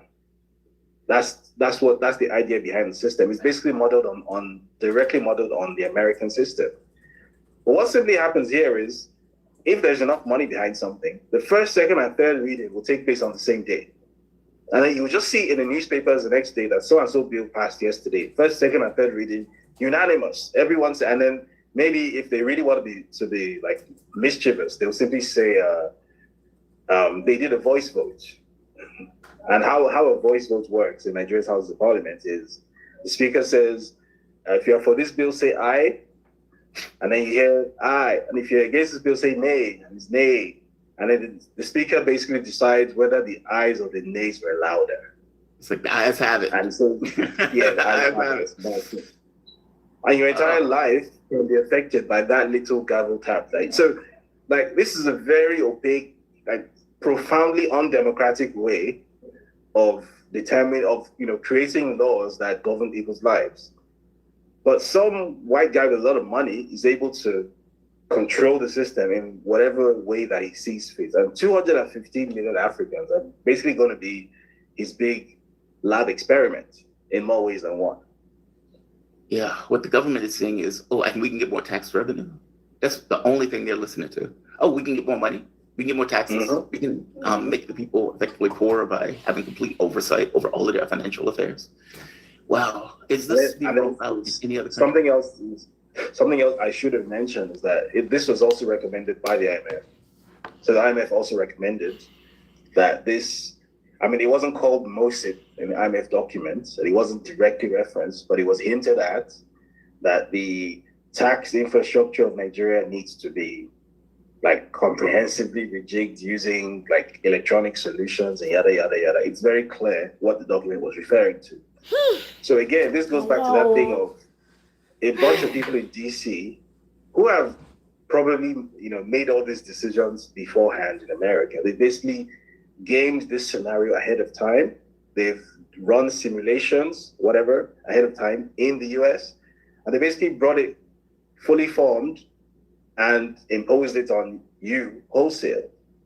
And because your government is basically the government that they put there, you don't really get a say in the matter. And that's kind of like the situation that we're in now. It's outrageous. Is this being rolled out in other African states? It's being planned for rollout in Kenya and I believe Angola as well. But Nigeria, for some reason, is like the pilot project. And Nigeria, for whatever reason, is like one of Bill Gates' favorite sort of petri dishes, if that makes sense. Yeah. Wow. And it starts January 1st. Yeah. What is the VAT tax? I got to be, and forgive my ignorance in the audience, can be like, how do you not know what this is? You travel all these places, you have no idea what the VAT tax is. What is the VAT tax? Explain it for me. So value-added tax is essentially a tax on any sort of finished product. Okay. Or service. So you have, I believe in the US, there is also a VAT. So how, in the US, I believe how it works is that prices of things are displayed and then you add the tax to the display price. The taxes are calculated afterwards. I believe that's how it works in the US. In Nigeria, it's more of like the British system where all that is already factored into the final price that it is presented to. So VAT is basically, it's pervasive because it's taxed on fuel, it's taxed on, so essentially the meaning of VAT is value added. So any good or service which has gone through some sort of value addition process, there's a tax on it. So Right, if I refurbish, for example, you bring so it's essentially a tax on consumption, which makes it one of the most debilitating taxes for a population with no disposable income, right? Because you're basically trying to tax the consumption of poor people who don't have money to begin with. Poor people who don't consume are being taxed on their poverty, basically. So if you make minimum wage in Nigeria, minimum wage is 75,000 naira a month. That is roughly $50 a month, roughly, give or take. So if you're making $50 a month, I mean, that's pretty much as bad as it gets already, right? Yeah. You probably live in a shack, or you live in like a slum, like a stereotypical proper African slum somewhere. You barely have enough to eat. You struggle with things like sanitation and clean water and things like that. You probably have to work every single day because you probably work a manual job just to survive. So you probably don't have like a monthly salary. You probably have to, get paid cash in hand every day or at the end of the week. And basically the little that you're managing to consume, maybe you buy bread and sardines or something. Maybe not sardines anymore because even those are out of reach of poor I'm people in telling Nigeria you, now. So Michael. you're basically just Serious surviving. You're getting shaggy putting loading. enough calories in your system to keep body and soul together. And whatever it is that you are buying to accomplish that goal, essentially is getting taxed, right? Which is why Sorry? Like, if you could suggest something to the political space in a way that they would listen. It sounds like the government is doing any and everything in their power to effectively extract additional income from the public. What should they do? I mean, it's not like, does Nigeria have control over their resources, for example? Like, the answer is not really. It could, but it doesn't. And the reason it doesn't is because everyone in charge or almost everyone in charge has been selected, and the selection wasn't done by Nigerians. So essentially, you have a ruling class which fundamentally, and this is not a new thing, this is a thing that goes back decades. You have a ruling class that sees itself as part of the colonial superstructure. So you have a ruling class that fundamentally doesn't see itself as part of a national entity.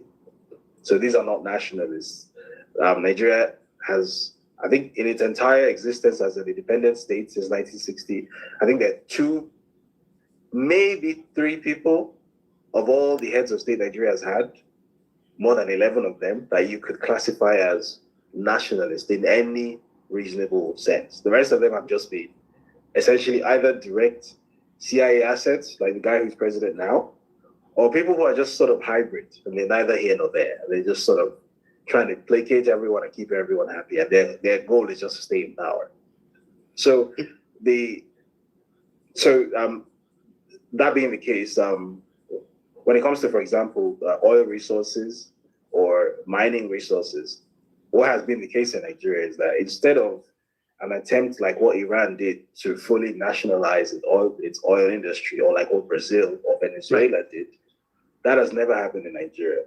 What has happened instead is Nigerian governments have been fine with Shell or Ajib or Eni or Total or Chevron being the ones who actually do the work, and then they have a joint venture with the state oil company.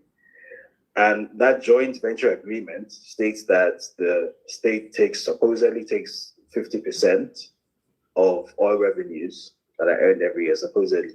Now, you and I know that if some American oil company is doing deep sea drilling, like 100 kilometers offshore within your economic zone, whatever that they're going to declare to you as their revenue or as what they've drilled, right, might be maybe 30% of what they actually did. That's how it works. So you're going to get 50% of what they declared to you. You're not getting 50% of what has been extracted. You're getting 50% of what has been declared.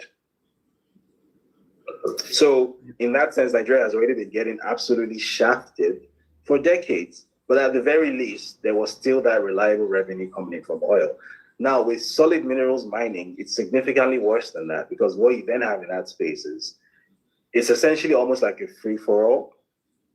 So the parts of the country, especially in the north and in the middle belts, where you hear all these reports of violence, armed groups from the Sahel causing all sorts of mayhem, it just so happens, coincidentally, that a lot of this violence happens to be concentrated around these mining areas, especially where people live, so that people get driven out, and then places that used to be human settlements are turned into essentially strip mines, right? And a lot of this is happening without any meaningful government oversight. So who are these entities? We know that there are all sorts of, there are Belgian entities involved, the Chinese entities involved, it's a free-for-all. And they're all manner of unregistered and unknown airstrips all over those parts of the country. So there was a well, I wouldn't call it a story. It was more like a firestorm on Twitter, which took place some months back, where someone used Google Earth to basically identify the existence of an airstrip that doesn't exist on the map of Nigeria. But it's an airstrip, it's a fully developed airstrip, has its own little control tower and everything. And it just so happens to be sited next to well, it wasn't identified as a mining site because officially it doesn't exist. Officially what's on the map, officially what's on the map is that this is supposed to be a factory in the middle of nowhere. And the factory supposedly processes lithium, supposedly. However, that area is rich in lithium deposits, right? And there's this unregistered airstrip, and there's flights going in and out, and there's planes flying with their transponders turned off. This was actually such an issue. I believe it was in 2023, the Nigerian Civil Aviation Authority actually put out a statement to all air operators in Nigeria saying that any aircraft found, or any operators of aircraft found to be flying without the transponders turned off, they're going to face sanctions, yada, yada, because it's such a thing. Right. Wow. So kind of like the way you have it in the DRC, where you have the country just hemorrhaging its wealth to God knows who. There's a similar situation in Nigeria. And the Nigerian government, unlike with the oil space where it pretends to be an equal partner, the Nigerian government in this case is barely even present. It barely even has any presence. So this is depressing, to put it mildly. Yeah, it should be. Man, I learn something every time you come to the show. And again, this is one of those things that I don't think people really know that they should be aware of. And it also gives kind of context to why the Sahel states did what they did in regards to nationalizing the resources. David Hundeyin, thank you for this, man. He's an investigative journalist, author, filmmaker, founder of West. Una here, oh, una no fit talk say una no here. Una here be una no here. Oh, look, we listen to Merck. No, Burkina Faso is not building a nuclear weapon. They're building something far more dangerous to some. They're building a nuclear reactor. So in June 2024, Russia and Burkina Faso did a deal to build an SMR, small modular reactor. Now, this is not going to be building or refining uranium at weapons grade level. It is to essentially provide electricity.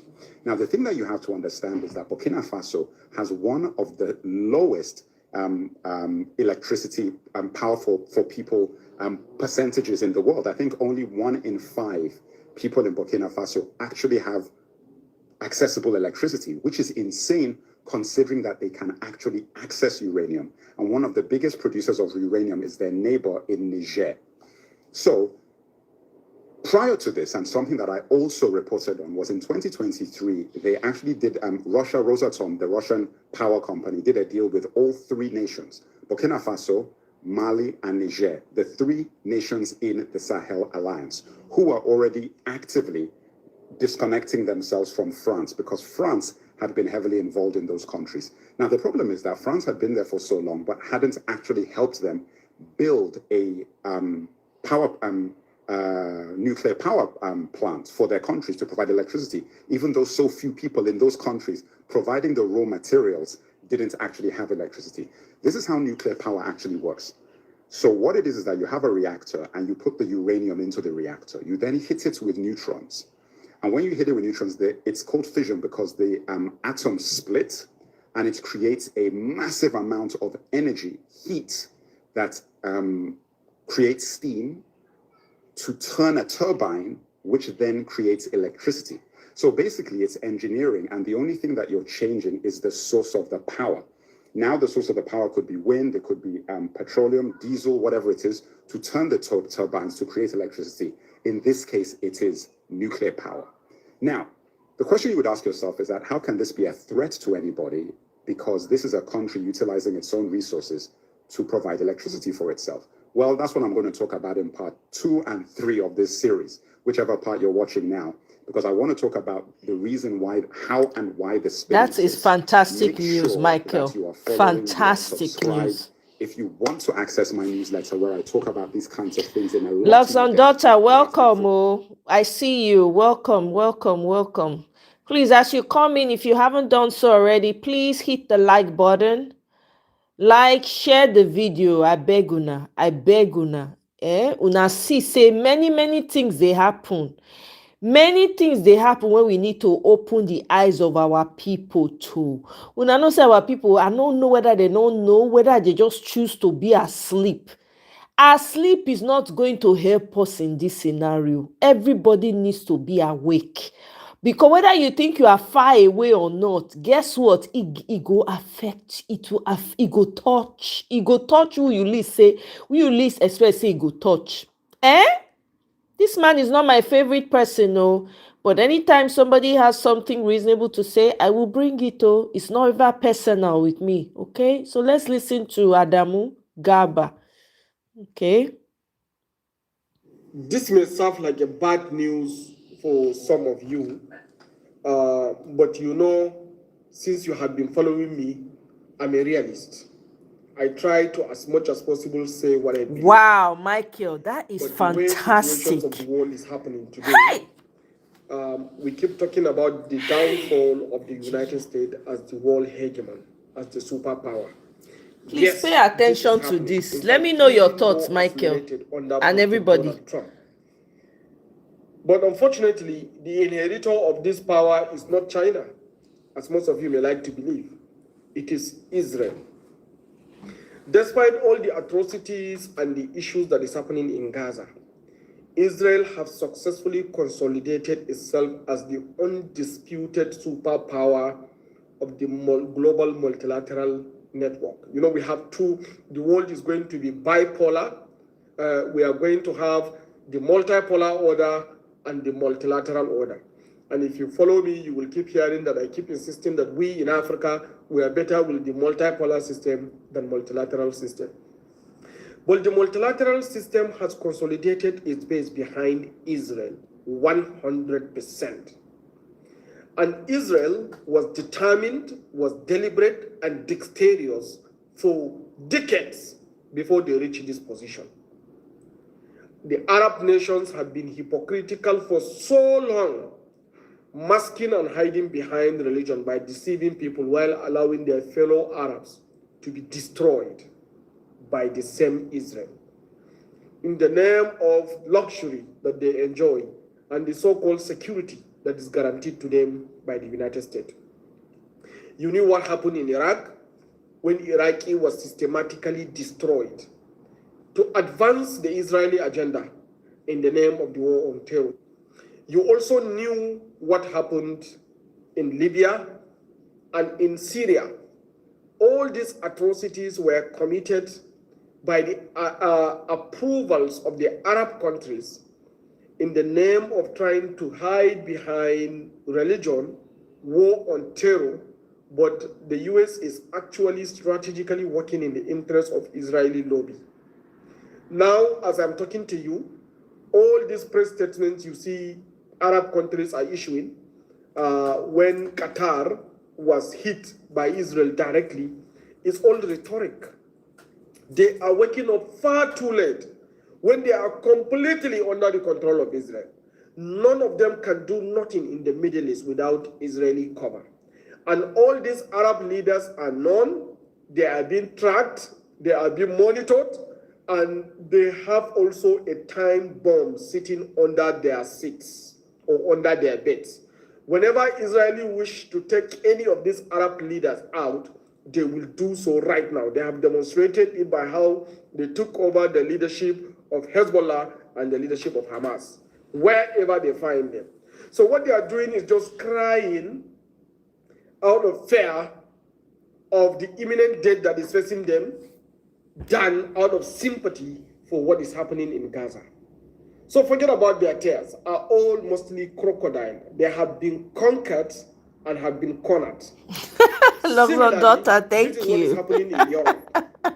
Europe seems to forget about history, and Israel is acting on the bank of its historical antecedents, and they are coming with a vengeance of what has My been brother, done to them Mikey. throughout history. Remember, all the sackings of Israel historically was done by the Europeans. Israel was colonized several times by Rome, dehumanized by Rome, and subjected to slavery by Rome. In fact, some of the major followers of the Israeli doctrine, especially post-Jesus Christ, were evacuated into Europe and have been converted into slavery. And several European monarchs and kings make it a duty to prosecute the Jews and push them into difficulty and suffering. In fact, it was the Jews that formed the ghettos. That is why they pushed them out of town and put them in shanties and named the place ghettos. But they resisted and fought back and became dominant force. The last person that attempted, who is also a European, to wipe them out was Adolf Hitler during the Second World War as a result of the Holocaust. Yet, the Israelis were able to resist it and come back to find their land. You think, as a European, that they will forget the atrocities you did to them? If you think so, you are joking. So all the press statements that the European leaders are issuing, they are going to recognize the state of Palestine, that they are calling what Israel is doing is genocide after supporting them continuously for over 80 years, is all a cry of a dying man who is grasping for a breath. But the truth of the matter is, all of them are under the control of Israel. The US instrument of power is completely subjected to Israeli lobby, and there is nothing Americans can do because their state is captured by Israeli power. So whatever you want to do, however you want to see it, whether it is a bad news, whether it's hurting you, this is the eminent reality that is emerging. The US as superpower is down, and the inheritor of the structures of this power is Israel. The vision for the greater Israel is likely going to be realized very, very soon because of the weakness of Arabs due to their gluttony, luxurious lifestyle, and several hypocrisies that they do against their fellow Arab. So I think it's the chicken that is coming back home to roost. I will advise African leaders to stay away from involvement in the politics of the Middle East, because the politics is strictly a family affair between the Israelis and the Arabs. It has nothing to do with religion. It has nothing to do with Islam or Christianity. It is simply their own issue. The Arabs were weak, and now they are trying to mark themselves under Islam to try to rise their allegedly soft power, whereby our nations that are gullible will join them into the weaknesses and the hypocrisy they have piled up over time. We shouldn't be the ones to shoulder this hypocrisy. We should let them to carry their course. To all intent and purposes, despite all the genocidal tendencies and the killings and the destruction that Israel have done over time, they have won. As far as Arab is concerned, they have won. Countries like Iran, when they were touched, they fought back, reclaimed their sovereignty, and retained their strength. And nothing is going to be done to Iran, because Iran has proven time and time again that they are untouchable and they cannot mask themselves behind hypocrisy. And that is why they reclaim their sovereignty. And if you look at the map of the greater Israel, Iran was technically out of it. So the Arabs have made very great mistake. The Europeans have made very great mistake. African leaders should stay away from putting their mouths in the politics of the Middle East, because the game is much more bigger than you and I think. It is actually much more wider and much more intense right now. But the truth of the matter is, however you want to look at it, no matter how angry you may want to be, Israel is technically the inheritor of the superpower status of the United States. So to all intent and purpose, I will leave you with this goodbye by saying that goodbye to Pax Americana and welcome to Pax Judia, because it is very clear that the new world order of the multilateral network is going to be under the leadership of Israel, while the multipolar system is going to be under the leadership of China. Thank you. Bam! If you know, you know. If you like, ready. If you like, not ready. If you like, shine your eye. If you like, not shine your eye. If you like, remain an ignorant Nigerian and be specializing in the majoring in the minor. Major in the minor. Continue. If you like, open your ears. If you like, don't open your ears. Judgment Day is coming for everyone. Posterity will judge us all. I put something on my screen. I hope you can see it. Water is not a human right. WEF orders governments to begin rationing water into homes. Okay? Okay. TJ Mohammed, welcome. Oh, have you liked this? Have you liked the video, TJ? Please double tap to like. Oh, double tap, double tap, double tap. If you have not yet liked. In Nigeria, I can assure you that 75%. What's happened? Are wicked. In Nigeria, I can assure you that 75% of people that wake up and abuse Tinubu every day are wicked, more than the same Tinubu they abuse every day. If you don't believe me, go to your office, leave your office for 1 week. If you don't believe me, go on the road, go and meet police. If you don't believe me, even some comrades where would they shout Tinubu must go, some of them, you put them in a position of trust, they betray you so fast. Some people, I will give them money for food bank to go and feed widows. I will think we are both looking to help people. I will say, go and help me feed widows. They will cut the money, they will chop the money. Nigerians are naturally bad. So people say, oh, Nepal. If you try Nepal here, now looting spray, now you go suffer around. We cannot even do protest peacefully in Nigeria without them looting. Once we call protest, they come out like this, now looting. Now looting, so I'm not going to join them, they do protest for this, because now to loot. Nepal no fit happen for Nigeria, because the people that are fighting the government are more wicked than the government they are fighting. So how will you say Nepal? Nepal is their politicians that are wicked. But in Nigeria, politicians are wicked, followers are wicked. You don't understand. All the ministries, no be people they chop them dry. All our assets in Nigeria, no be people they do them. No be people they loot our gold in Sahara. Is it government? No be people they kidnap. Tell me, no be governors and they send money to where supposed to do road. We go to do road where doesn't we pay in pockets than the road we pay the citizen. We are all equally bad. That's the problem with this country. All of us. 80% of 75% of Nigerians are naturally bad. No be them, they bring fake drugs. No be them, they give us fake alcohol. No be them, then go put drugs for hospital, then go steal them.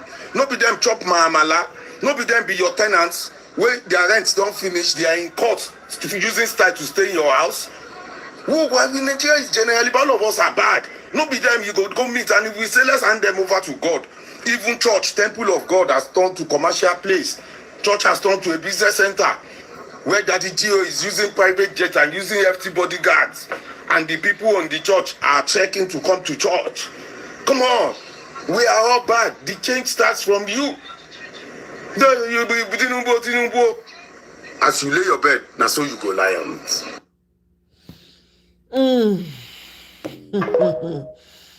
Elozon daughter, help me tell them. Oh. Help me tell them. Oh.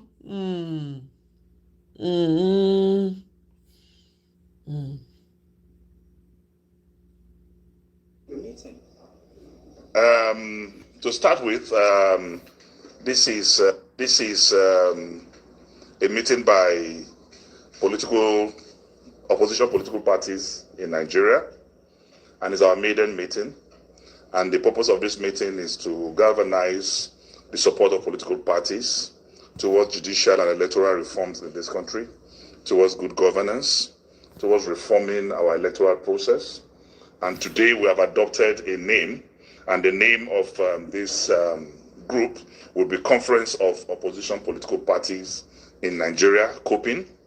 And by the grace of God, it was a very fruitful meeting.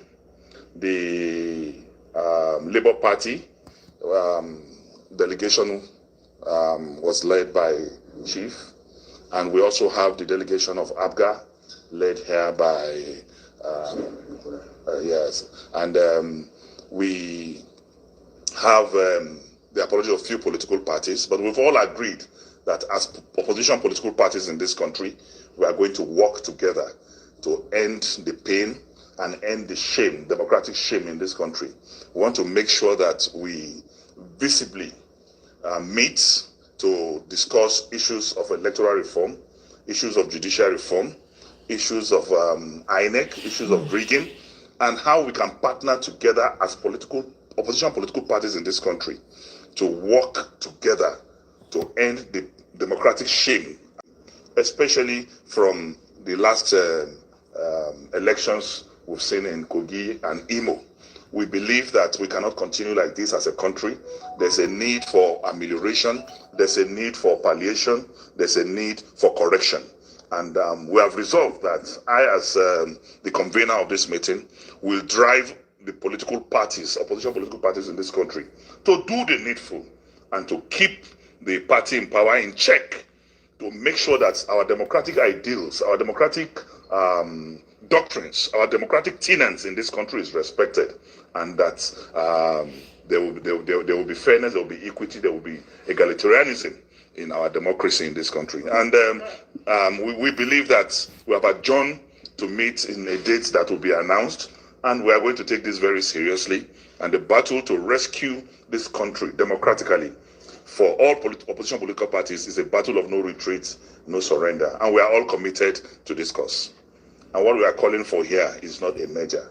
What we are calling for is all opposition political parties working together to build our democracy, to strengthen our democracy, to ameliorate our democratic problems, to make sure that by the grace of God, we push for, judicial and electoral reforms that will strengthen our democratic process and stop rigging and stop allocation of votes by the ruling political party, and to be proper opposition parties, proper political opposition political parties in this country. So it is not, it's a matter of collaboration, it's a matter of unity, it's a matter of doing things together for the betterment of the masses and the populace of this country. So it is not a matter of a measure, it is not a measure of political parties, it is rather a conference of opposition political parties in Nigeria. And the main purpose is to make sure that together we push for a unified electoral and judicial system to have a better electoral process and to curb the likes of Mahmoud Yakubu from rigging elections in subsequent. Okay, so what's your reaction to the relocation of Kogi State Governorship Election Tribunal to Abuja here? I have no confidence in the judicial system, so I don't even, whether relocated or not relocated, the judiciary remain the judiciary. This is about putting interests together to make sure that our democratic processes work for the general populace, who are the electorate, who are suffering bad leadership, bad governance, occasioned by bad electoral processes, as led by Yakubu Mahmoud. For us, for things to work, this partnership is for electoral, judicial, and constitutional reform that will help in improving our electoral atmosphere, that will make sure that one man, one vote will be the issue, that will make sure that anybody who goes to cast his vote will be sure that his vote will be counted, that will make sure that Nigerians will have confidence in the electoral process again. Because as it stands today, let me tell you, we have one of the worst democratic process going on right now, because the way the Electoral Commission is managing the process. And I tell you, it's very also important, as part of the electoral reform that we're pursuing, that the commission will be unbundled. Because as today, the commission is overburdened, and because of that nature of weight, commission is acting as state, as someone who is on protection of the state, who work and conduct election as if the interest is to protect parties in government. The opposition parties have suffered more over the years, because when you go to election, you have to work along with the fact that the electoral system is working against you from day one. And Labour Party suffered more in the last election. So for all this to work, the parties must be united. They must come together to have a focus on how the electoral system must be fair, electoral system must be credible, and the electoral system must represent the true wishes and aspirations of our people. All right, thank you. Please, I have a question. Whatever you are doing in this coalition, ends up at the National Assembly, this conference, ends up at the National Assembly. And the National Assembly is headed by somebody to do the right thing and to restore the right political. The National Assembly is the people's house, and they will know that when the Nigerian people speak and have a reform that will protect the general interests of our people, that they will not work against it. Because one, the National Assembly does not only consist of the ruling party; it consists of all other parties like the PDP and the Labour Party and the NNPP, then ABGA. So we are going there to present something that will save Nigeria from this shame, from this international embarrassment, something that will give light and give life to our electoral processes, something that will enrich our democratic practice, something that will give growth and development to our people. Because why? Because elections are not fair, because elections are not credible, and it's the reason why those who get into government misbehave, because they are not elected by the people. When our elections start to have these ingredients, that credentials, that is fair, that is credible, and that is only by the vote of the people that you can be elected, you will find out those who get into office will be responsible and be responsive to the earnings of our people. The National Vice Chairman, North Central ABGA. Okay, let's hear from the ABGA angle of this. Yeah, the conference today showed us that we need to come together and make the democracy work again. So we can't allow it continue to happen in the way they want it. This is a democracy, and we must work together. And this, at the time we are coming now, we must compel them to do what is right for the masses. Thank you very much. Abdulaziz Arikora is my name. My name is Ajia Zoera Isajia, National Deputy Woman Leader from ABGA. Now the elections are over and the political parties are trying to come together to find a way of adjusting the electoral process to give us credible elections in the country. Do you think, what do you think should be done to get the system working? Okay, for my own assumption, the way they call us together, they want us to unite ourselves so that the way we can move the political level. Because believe me honestly, we are left behind. The way and those people are doing with the other parties, they are not doing actually what's supposed to be done. They are just doing their own. So after they call us, they want us to be united and live together so that we can work out together. I believe when we are united to ourselves, we can achieve what we want, inshallah.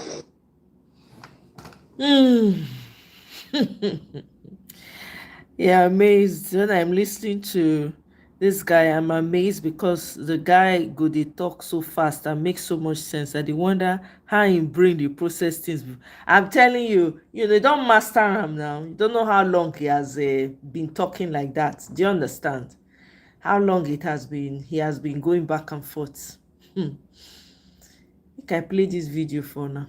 When are people giving Nnamdi Kanu a peace deal? Because I mean, up till now, I don't even know what he did. But I just know say when I put on. No, I won't say I don't know what the problem is. You say, okay, treasonable offense, it was encouraging crime, it was encouraging terrorism and all. That's where they encourage, different from who buy. This one where buy, they give a peace deal. But the one where you claim say he do treasonable offense, you don't give a peace deal. So why is the man there? What's really going on in Nigeria, bro? That terrorists are being encouraged with a peace deal? So meaning say tomorrow now Bello Truji, for all the atrocities where Bello Truji they cause. Bello Truji, as we speak now, he gets soldiers for bush. These people don't take over the north. They terrorize the full north. They'll go into different villages, pack women, go. The northerners are suffering in the house of these people. They don't have peace. So tomorrow now you give him a peace deal? Because I already heard that they don't send one imam go inside bush, may go follow Bello Truji talk. So in all of this, you give them a peace deal. So how about the justice for the people that their rights were stepped on? How about the people where they don't buy? How about all of this? So all these people will just go like that, no justice for them. And at this kind of country, when I see get mind, they encourage people, make them leave. So much hope in Nigeria. So you'll be part of the people that will advise you that if you have an opportunity, leave the country. Because this country, every day it keeps failing. Every day by day, Nigeria be failed. Which part of Nigeria? The only place where really they safe now for Nigeria, now Abuja and Lagos. There's no part where all these guys never invade. There's no part where they never invade. Benue, nothing happened.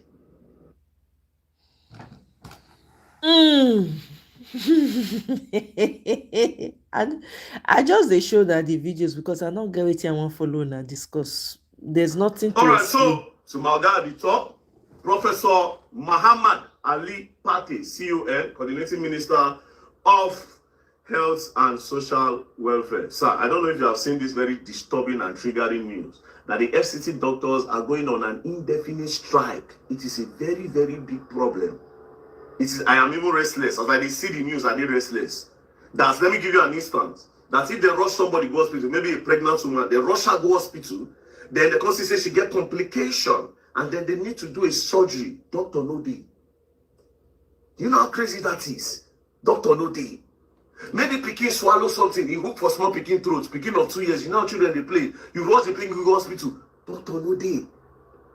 There's some problem where person will get emergency. Accident, emergency. Doctor no dey. Do you know how crazy this is?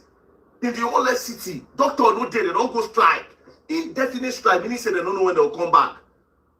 Do you understand? Sir, please, I'm calling your attention to this because me self I'm scared. And right now, me self no dey feel well. Imagine going to the hospital, they can't go see one thing for my body. They want to operate me. Doctor no dey.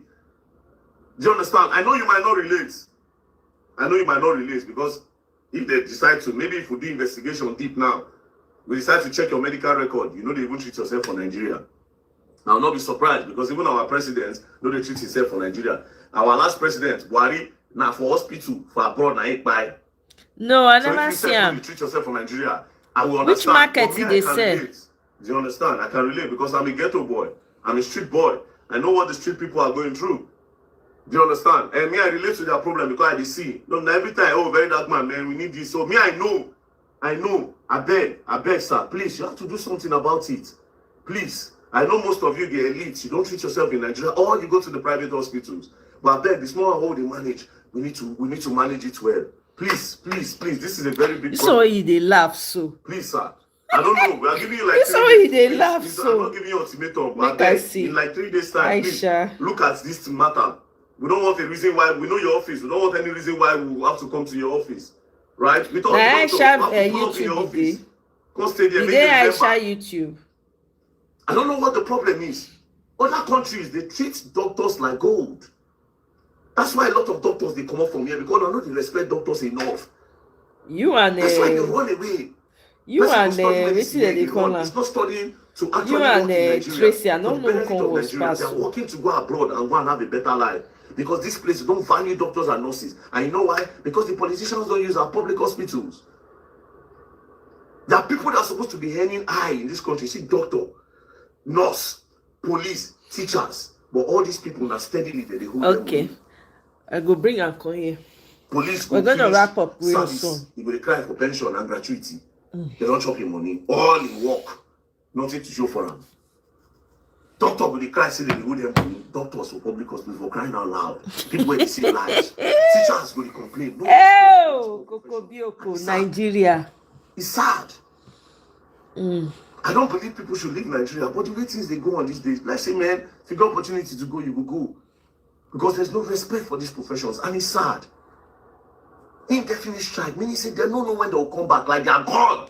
And you will not blame them. When I see the news, I panic. I'm like, these people don't get conscience, even at that. But they also need money to run their family.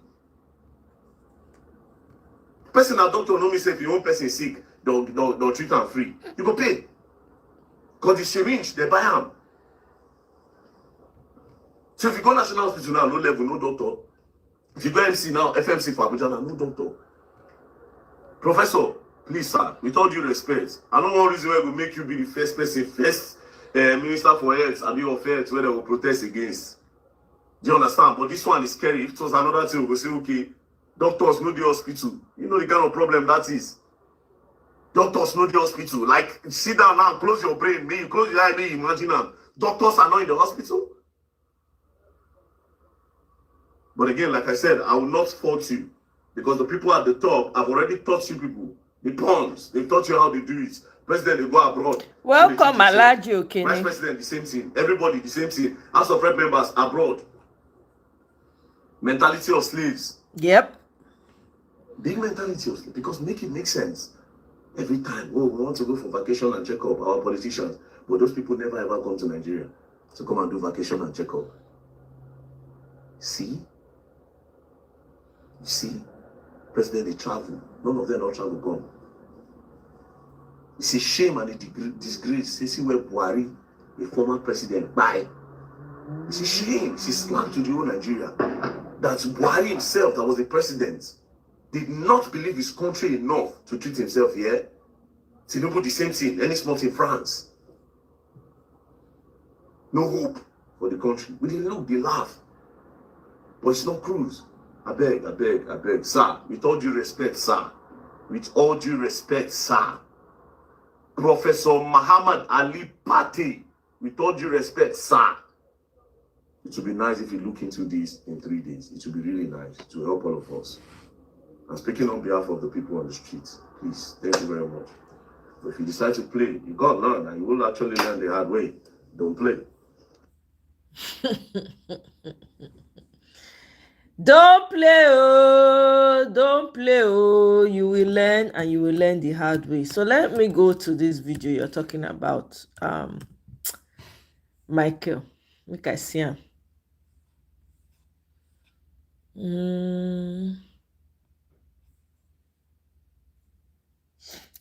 Sorry, Alaji Okene. I don't understand what you're trying to ask. Are you restraining? What is restraining? I'm not restraining anything, no. So what are you trying? Can you clarify? Okay, Mercy, you say market day when she did sell. Let's see. Turn on audio recording in the Uber app for added peace of mind on.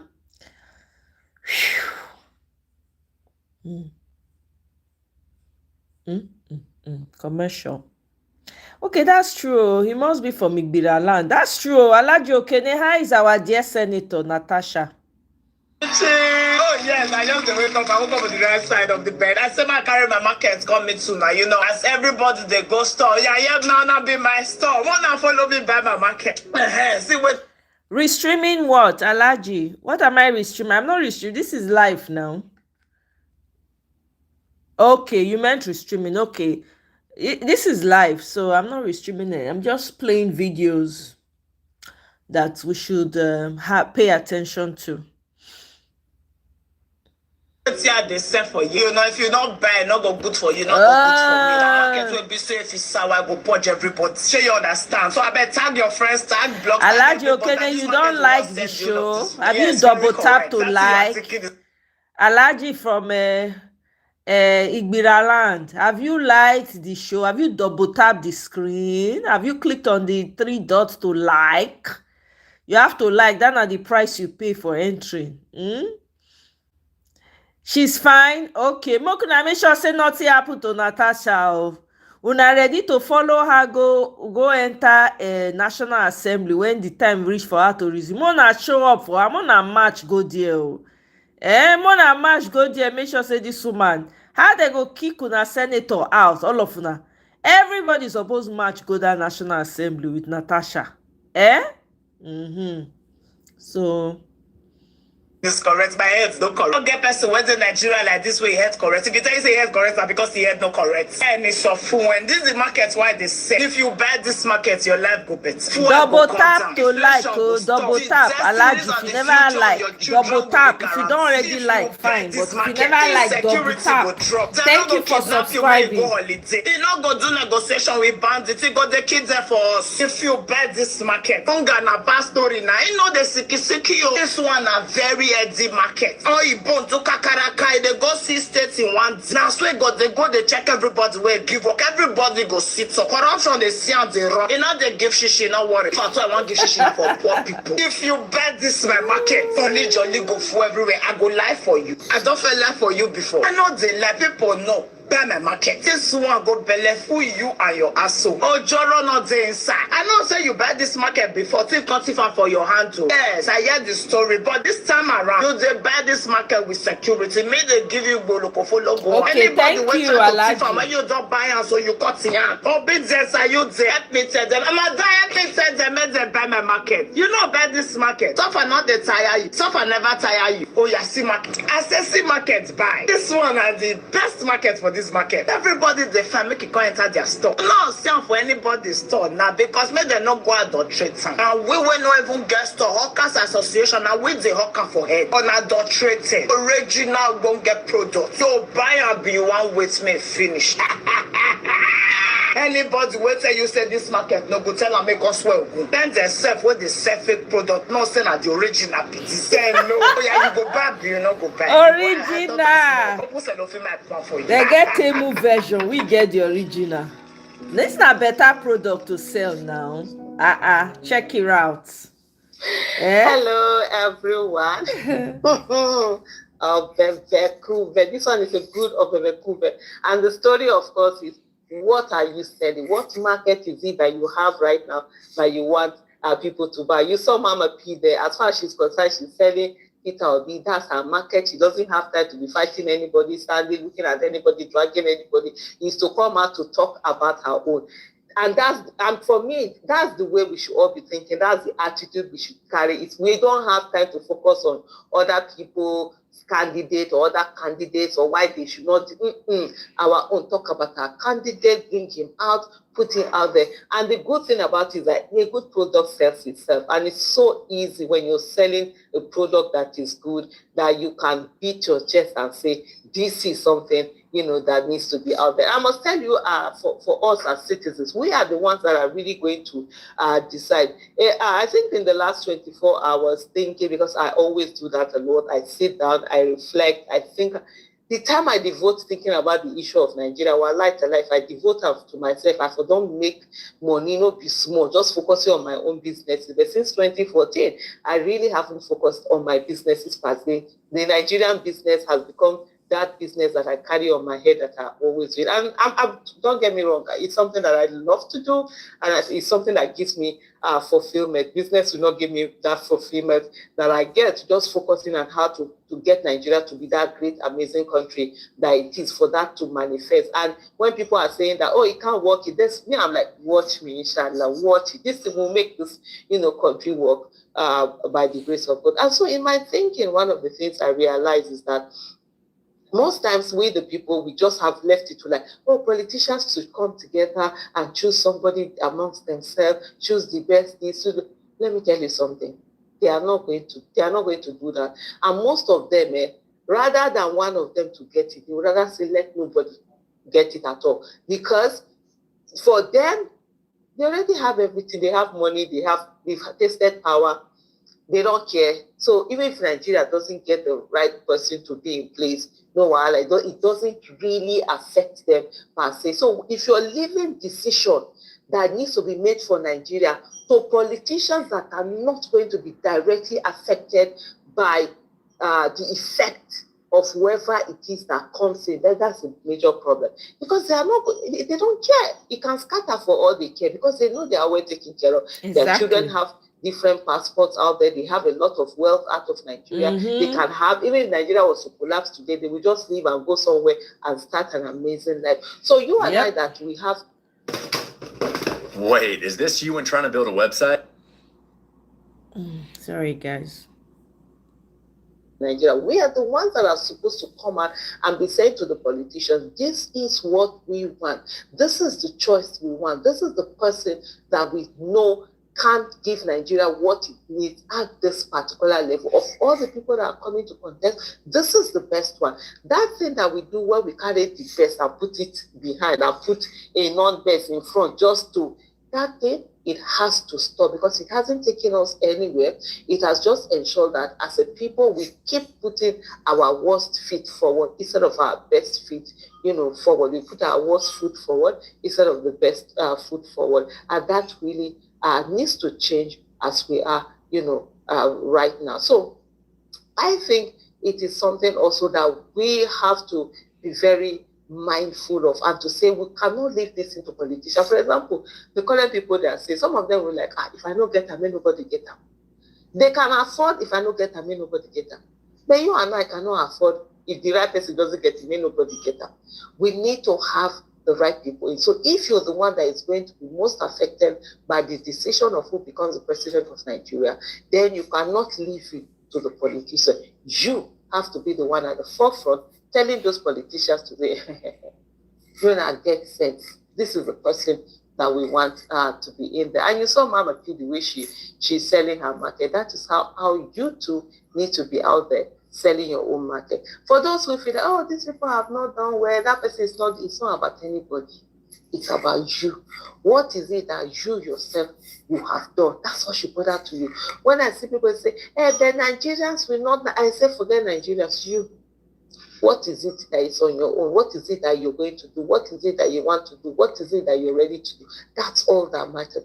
And so like Mama Pina, if all of us sit down and say, we know who this person is, that we feel at this moment amongst the people contesting is going to be the one to take Nigeria to that amazing place that it's going to be at, then we begin to work on it. We begin to talk about it. We begin to tell the others, look, don't joke with our lives. It might not affect you, but we're going to be extremely affected. And because of that, we're going to insist that the right thing, be done. And so if you begin to put that pressure on these people, we then not have any reason not to put the best. But for us to sit back and say, let the politicians decide and give us somebody, that is a recipe for disaster. Bam. And Nigeria cannot afford another disaster. Yep.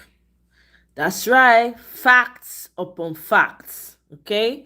So guys, be like, so we'll go run them. We'll go end them for here today. So let me see. Let me just quickly go through the comments. Hey, Alaji Okene, I tried to do this thing you're doing and I was told it's going to affect my channel. What thing? I don't Alaji, can you? That's why I'm asking. I'm a new YouTuber. Okay, you're a new YouTuber. Welcome to YouTube. Welcome to YouTube. Alaji Okene, can you? So I don't understand. What were you trying to do? What were you trying to do? And they said it's going to affect your channel. You have to. If you have a niche, just focus on your niche. Whatever it is you want to do, focus on that and keep doing it. Got consistency. Do you understand? If you mean me sharing the videos, so the videos before, I don't know at what point you joined, we did interact at the beginning of the video, and I shared the videos and we're talking. You understand? Okay, yeah. So I share the videos, right, that I'm playing. There's some channels, some people's channels that you cannot show like this because they would you will get a ding from YouTube. They'll say, oh, this person, you're going to be sharing revenue with the person. If it's music, you're going to share revenue with them. Or they will give you option to either erase the music, right? Or take down the video where you share the person. So I kind of know those that I can stream whatever it is that they've done that resonates with the politics that we're talking about in Nigeria. I kind of know the channels that I can go to source videos. And when I do that, we talk about it. So it's not like stream. There are times I stream straight up from, usually I will do that from Twitter Spaces, right? Because it's not every time, I don't know everything. So there's some things that I am hearing and I want my audience to also hear, right? So I will stream it from X Space, for instance. Like some videos that are also on YouTube, if I find them on X, I would rather stream from X because you don't get dinged if you stream from X. So I'm sure with everything that's happening in Nigeria, we have so much to talk about. So if a video is streamed here, for instance, we talk about it, right? So we might not be able to say every detail of what was shared in the video, but we kind of, like use a catch on, capture everything that the person is talking about. We know how terrible the situation in Nigeria is. We know what's going on. We're trying to make sure we get it right. We're trying to make sure we limit the interference, the external interference Nigeria is getting right now. Those kind of things. So if you share a video, either for you that's just starting, let's say you want to stream a video, right? You can stream it, and when you get to a point where you want to talk about, you can pause and talk to your audience. So it's not like you're just streaming straight up, right? There's that option. Or you can talk about what you want to talk at the beginning of the video and then play whatever clip you want to play from whatever stream you're streaming from, right? And if there's at any point during the stream you have something else to add, you can also pause it, add whatever you need to add and keep. So it's not like, an endless stream. That's what I do. My own is usually I will talk and say what I want to say at the beginning of the video because I have so much videos I want to share to my audience, especially I'm just coming back after a couple of days. I took time off. So I just want to, as much as possible, get them caught up. I know majority of my audience are caught up. Like they know what's up. That's why I appreciate my audience. I know they take them play, right? They're pretty caught up. In fact, now that they bring information to me, they tell me, have you seen this? Like Michael came now, say, have you seen this? You should see this video with David Hundeyin, right? Where he was breaking down the taxation and the effect it's going to have on Nigerians and all of that, right? Sometimes Tracy will come, please, let's stream this channel together. We'll stream it, we'll talk. If we have anything to add, we'll add it. Sometimes I will pause. Sometimes I'm even talking over the videos and some of my people are upset. They'll be like, don't talk. We want to hear what they are saying. You know what I mean? So it depends on how you want to, structure your own. Everybody has their style. You understand? You have to find a channel that resonates with you, and then you can find out if their content will allow you to stream. So I can't give you the same content that I have. I can't be giving you a list. I'm sorry, I can't do that. You understand what I'm saying? Maybe those people are specifically not allowing. Maybe they put me on the list of people they shouldn't ding. You understand? So I can't give you that type of information because I don't know how they will react if you stream the same videos that I'm streaming. You understand? So to each his own. My own point that I'm going to give you is whatever niche you want to create, start from there. Just stay focused and navigate your way through the process. You understand? That's how. There's no what's it called? There's no one size fits all. Okay, there's no one size fits. Just do what works for you. If you're going to stream any video at all, Make sure you give credit to the video. Make sure they're showing that, okay, this person's video is showing there in your channel, in your video. That's it. You understand? And that's all I can say for now. But I can't just give you a list. I'm sorry, I can't do that.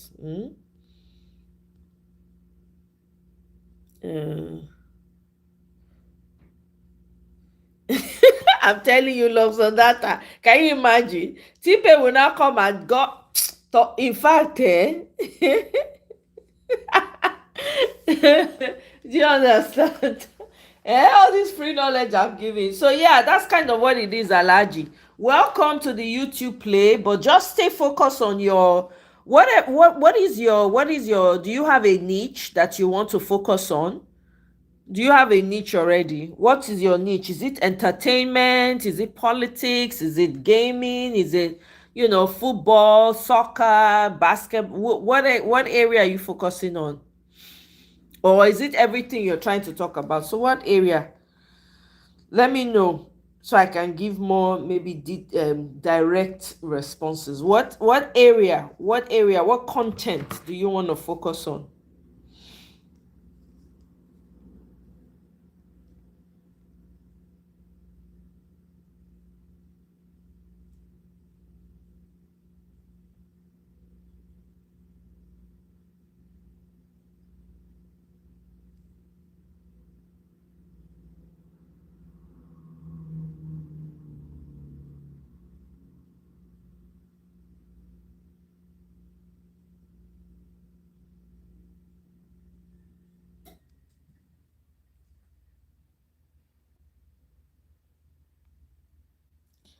Okay. All right. Well, hopefully whatever I shared with you is sufficient, but all the best. I wish you all the very best. Okay. Thank you for subscribing. I appreciate it.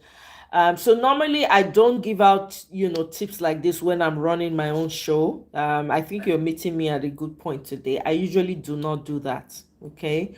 Because it interrupts whatever it is I'm trying to do. All right. The best niche is T-Pain and his magic touch on Nigeria. I'm telling you, it is how we're going to move Nigeria forward. That is the biggest market to sell now. Just like everybody is selling Peter Obi, that is the biggest market right now. If you're starting new YouTube, just make sure that it's about what is going on in Nigeria, because a lot of Nigerians are waking up and are looking for solutions to how we're going to solve the Nigerian problem. But anyway, on that note, guys, I'm going to end it here. I will try come back another time. I don't know about later on in the day, maybe some other time during the week. Benjamin, welcome. Greetings to you. So thank you guys very much. I appreciate you all. Thank you, Michael. I appreciate you. Loves on daughter. Thank you. Ify. Thank you. I know Michael, you don't get free expo. No wahala. He meets me for good. He meets me well today. And Ovie, thank you for stopping by. Troublesome Ovie. And who else was here? Wake Up, I think, was here. Thank you so much, everyone. I hope you enjoy the rest of your day, and I'll see you on my next one. Bye.